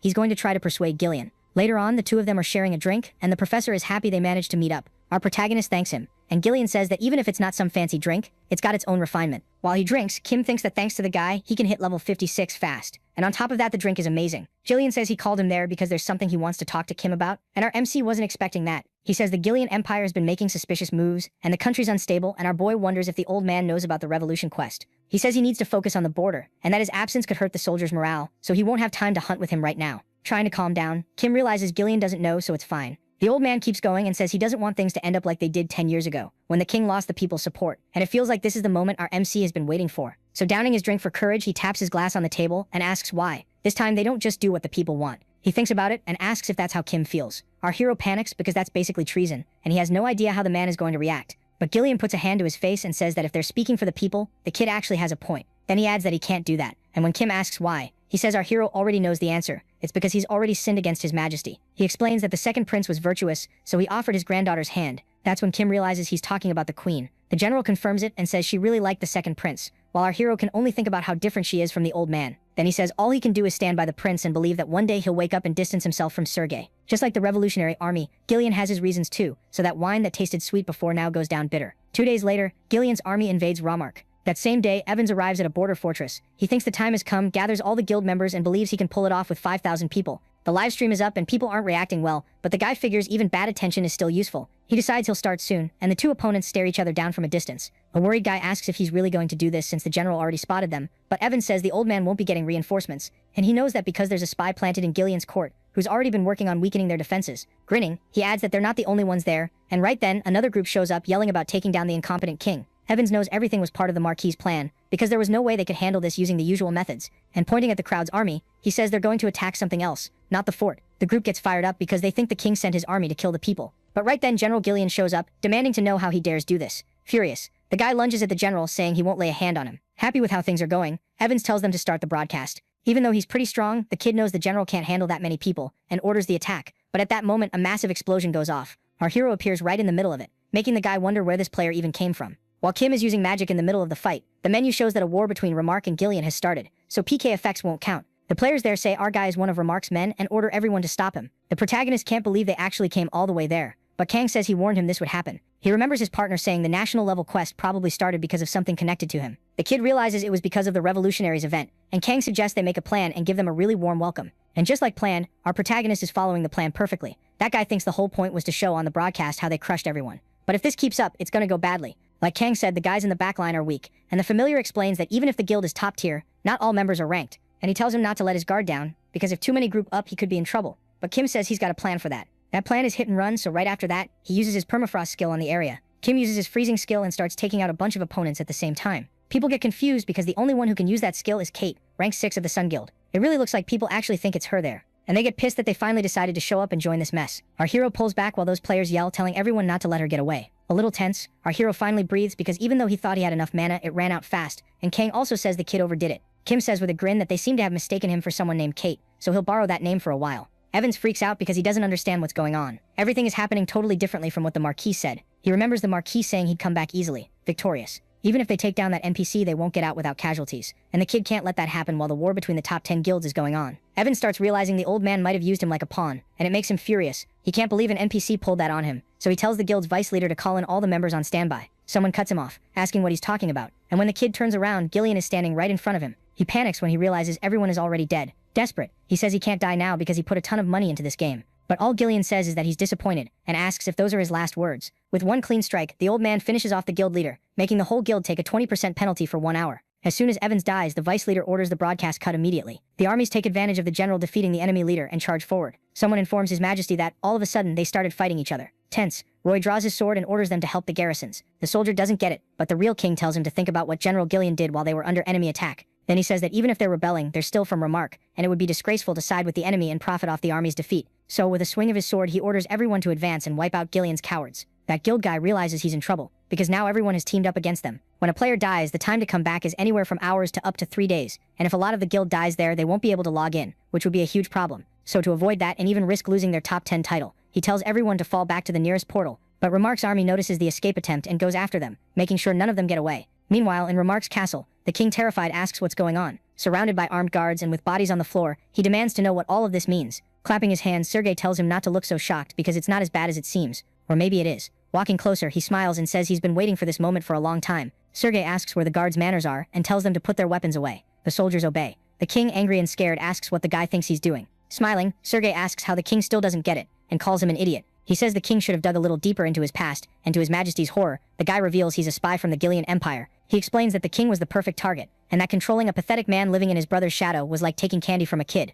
Then he says he manipulated him to gain enough authority to replace him, and adds that he feels sorry for the people stuck with him as their king. Stretching, Sergei says it was only a matter of time before they took over Remark, but something was in the way. To his surprise, the queen cuts in and says it's the general. Cedric looks surprised and says the queen is as sharp as ever, confirming she's right. Worried, the king asks if Cedric is going to kill them, but Cedric mocks him and says he just wants to repay him for his kindness and let him live. But there's a condition. The king has to come with him to the Gillian Empire. The king realizes the guy wants him as a hostage, which is insanely humiliating. Now he gets that he should have listened to Gillian. Leaving the king crushed right there, Cedric pulls out an item and says it's time for the grand finale, and now they'll watch the general meet his end. Back on the battlefield, someone asks Roy what's going on, saying all the invaders ran off. On the other side, people comment that the garrisons and the Revolutionary Army are all that's left. Up above, our MC wonders what's happening, and Kang says now he'll have to fight Gillian, asking if he really thinks he can win. Kim says no, because even exhausted, Gillian is still insanely strong. Kang brings up everything they've accomplished together, so there has to be some way to beat him. Suddenly, an event called Secret Attack begins. Kim freaks out and realizes nobody can interfere, and even irrelevant family members get removed. Someone screams, begging to be set free, and when he looks over, the guy realizes it's the real king.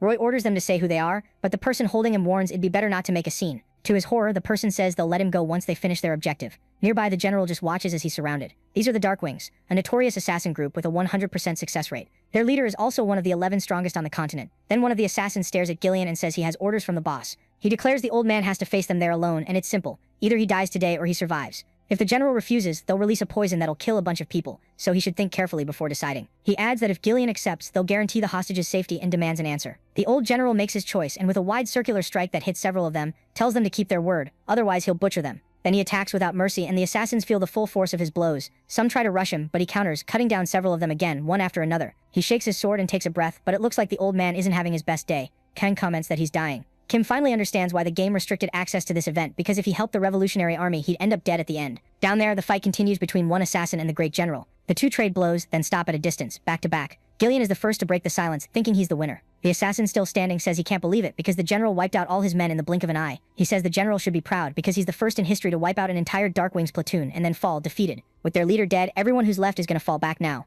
While Gillian saying they were an unbearable bunch, he finally collapses to the ground and the real king rushes over. Worried, he yells for someone to bring a healer and get some potions ready, but the general shouts, telling Roy to step back. The old man tries to get up, saying there's only one person who can give him orders, and Roy isn't his king. The boy insists, saying this isn't the time to be stubborn, since he's still badly hurt. Then the old man gives his final order to the garrisons. He tells them to join the Revolutionary Army, leaving them totally confused. Gillian says the army and the sword are supposed to protect the people, not be used to put anyone in danger. One of the soldiers, worked up, says that's exactly why he can't go, and they beg the general to come with them. So he apologizes, and he says he can't turn his back on his majesty again, and he'll stay by his side until his last breath. Roy looks sad about it, and says he'd been wondering what choice that old soldier would make. Finally, our hero walks up, calling him a stubborn old man, and Gillian laughs because he knew the kid would show up. Kim asks how much time the general has left. The man checks him over and says about 10 minutes. Our hero repeats it and takes a fighting stance. Gillian watches him and says that's exactly what he expected from the kid, thanking him for it. He says he's glad, because he gets to spend his last moments as a warrior. But then he asks why the protagonist is crying, and the kid quickly wipes his tears away. Kim says he's not crying, it's just the rain. The old man laughs and says he must have been mistaken, and he adds that since they don't have much time, they'd better start. Then the two friends charge in and face each other one last time. They trade blows, and Gillian says he can't think of a better way to die, and that it's a shame he can't enjoy this moment a little longer. With a heavy hit, the old man drops to the ground, and from there he calls our protagonist by name. Kim kneels in front of him, and still with tears in his eyes says he's listening. Gillian says it was an honor to fight the kid in his final moments and thanks him, while our hero thanks his teacher for everything he did. Then the general says it was a pleasure and that he's lived a long life, but only now does he realize just how tired he is. He says the sun will rise one more time and now he'd like to rest. Gillian was a legend of remark, who never knew defeat, and there ends his long story of 1607 years. Nearby, Sergei bursts out laughing, because now that the old general is gone, all that's left is to take his majesty. But he's interrupted when the king, tears in his eyes, says he won't follow him. He says Sergei can kill him right there. He's not going with him, but Sergei thinks it's kind of cliche, since the king's going to die either way. So Sergei asks about the queen. Then he says her head doesn't have to roll along with the king's, as long as she promises to follow him for all eternity. But she says she'd never accept anything from a vile snake like him, and calls him a disgusting bastard bound for hell. Sergei says he gets it, and that he'll have her killed and reported as just a small mistake. But when one of the guards strikes, she dodges and grabs a sword. She makes a quick slash through the air, leaving the soldiers stunned, and she tears through them one after another, cutting past them until she reaches their disgusting leader. Panicking, Sergei screams as he feels the wound in his shoulder, and asks the queen what she is. On the ground, badly hurt, he notices that rapier, and realizes something way too late. The queen says her name is Eleanor, and staring him down she adds that she's the Hilskane family's knight. Standing over the fallen man, she says there isn't a single soul in the kingdom who can defeat her. Not believing it, he thinks there's no way some little brat could ruin his plan, but the queen clearly doesn't care and has other plans. In the next instant, Sergei is beaten and hits the ground. She walks over to the king apologizing while his majesty asks what this means. The queen kneels and says her father taught her everything so she could protect him, and she's relieved she managed to do it. Eleanor says he saved her and so, he'd been by her side ever since to make it up to her, and the king gets emotional that she still remembers that. Just as he's about to speak again, the queen grabs his hand, cutting him off, and says he can make up for his past mistakes. Smiling, she tells him not to stop asking forgiveness from the people who blame him, and that she'll serve him until her very last breath. Nearby, our MC's soul stone starts reacting, and Kang explains that as long as there's consent, it can store a soul no matter the level difference, and he adds that Gillian wants it. Then a prompt pops up asking if he accepts bonding with the general's soul, and of course Kim picks yes. A bright energy wraps around the old general. Roy walks up and thanks our protagonist, saying Gillian can finally rest in peace thanks to him. Kim was going to tell the king, but the soul stone started vibrating like crazy, and he felt like the general didn't want him to say anything. Now that he got the soul he needed, his job there is done, and he's sure everyone will manage fine on their own. Sometime later, a mob is shouting for the tyrant to be overthrown. Then Drac, dead serious, orders the gates opened. The soldiers obey, and the gates swing wide open. Right after that, the revolutionary army takes the capital, and the defenders give up fighting. When they find out the leader of the revolutionary forces is the first prince, the surrender comes fast, and with the people celebrating, that moment marks the end of the war. Later on, Drac welcomes our king and our protagonist, thanking him for everything he did. Roy says it was all thanks to our hero, and Kim's surprised because the queen looks totally different. Smiling, she says she is, and that she doesn't hold the title of queen anymore. She says she was assigned to the position her father used to have, since you never know when the kingdom of Gilead might attack again. She explains the ex-king was appointed as a low-ranking officer at the fort, and he said he'd serve the kingdom for the rest of his life. Sergei, meanwhile, was arrested, and they found out he was involved in the murder of the gravedigger Gies, which means the priestess Kim met was also part of Gilead, and our guy realizes just how tangled that kingdom is with his quests. He thanks her, but the ex-queen says she was just doing her job. Then someone interrupts, carrying a small chest. Drac opens it and says he can finally show Remark's relic. Inside the chest is another puppet called Lindor of the Dark. Kim decides to start the process, and light floods the area as finally an armored warrior appears in front of him. Everyone's shocked by Lindor's true form, and Eleanor explains that even among the relics, he was the most skilled. She goes on to say he needs a new name now, since Lindor's soul doesn't exist anymore. But when asked, Kim says he's already thought about it. He remembers his friend and teacher, and decides that Relic's name will be Gillian. Now Drac talks about contribution rewards, explaining Kim can trade contribution points for specific items. With a snap of his fingers, the menu shows our MC has 3,871 points right now. Kim realizes that with 3,200 points, he can get a unique class weapon or a loot box to try for something rare to legendary. Then the old man tells them to bring something. On the menu it shows he's receiving a few rewards, and finally a hidden reward. Our hero's seriously shocked by what he sees. He gets a legendary sword that used to belong to Gillian. The original plan was to keep it as a national treasure, but Eleanor was against it, saying it'd be a waste to leave it as just a symbol, and she adds she's sure her grandfather wouldn't want that. But all our hero can think about is that he has to choose between Gillian's sword and a loot box. Kim keeps thinking, and his partner begs him not to say he's actually considering the loot box. Our MC asks why he'd think that, but honestly he really is tempted like a total loot box addict. Drac asks if Kim's stressed about the choice and says he can relax. The menu shows he's hit max relationship with Drac, so the old man says there's a quest Kim can take to earn more points. So everyone heads to the new king's coronation. The people celebrate, while the menu shows our hero got the powerful gravity blade using his contribution points, and he also gets the loot box. Kim still can't believe they pulled off a national level quest and that he managed to level up a ton from it. But then he starts wondering if it's really okay to just leave like that without saying goodbye to the new Lord of Darkness, Gillian. And the old guy's totally fine with it. Gillian says everyone would probably end up crying a lot, and besides, he's excited to try out his new freedom. Seeing how hyped the old man is about retiring, our MC figures he must have been at least a little stressed before. Gillian says it'll be like sailing through unknown waters, and wraps up by telling his new master that he can't wait to fight by his side. Somewhere else, a woman yells that it's absolutely not. She tells them to open their eyes and asks where the hell that looks anything like her. Super annoyed, she says that person even looked like a guy, but a friend asks her to calm down. Gunther walks up and says she should be used to hearing their names getting thrown around by now. But Kate says this isn't good. Why are people talking trash about the guild because of that guy? She wanted to use her game log as proof, but she can't because of a hidden quest, though Gunther says that might actually help.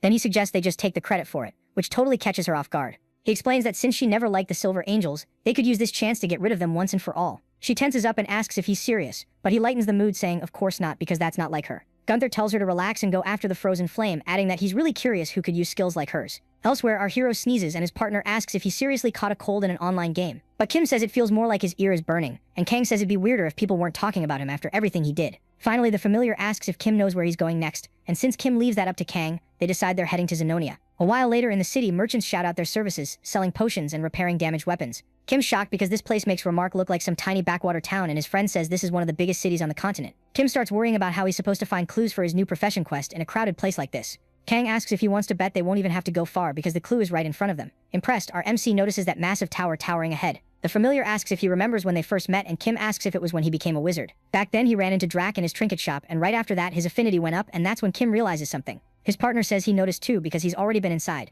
While climbing the tower floors he found a secret door, and inside were tons of books. And among all the dusty records he saw the name of the sorcerer King Dreadsure for the first time. Kang says nothing unusual happened when he went in before, but this time it might be different, because now the actual descendant is about to go in. Kim agrees and starts wondering how many floors the place even has. Suddenly people around them start murmuring, and he hears that Eden is there. Looks like that group has a lot of fans, and everyone wants to know if today they'll finally clear the 30th floor. Kang says Eden used to lead the tower raids. Our MC is surprised because he thought high-level players couldn't go into low-level areas. The familiar confirms that's usually true, but the area around the tower doesn't have PK, so this place is an exception. Inside the tower, there's a repeating pattern. Every 9 floors there's a safe room, and every 10 floors there's a boss. The difficulty ramps up the higher you go, and that breaks a lot of parties, so the people left over end up teaming up to keep going. Kang adds that after floor 70, a lot of groups run multiple quests in there at the same time, and then something catches Kim's attention coming from Eden's holy sword, Snowstorm. The guy wonders why it would be getting closer to him like that. Kim's even more confused, wondering what's going on, and the girl walks up calling out to him. But what she actually says is that he's blocking her way, and asks him to move. Kim gives an awkward laugh, apologizes, and says she can go ahead.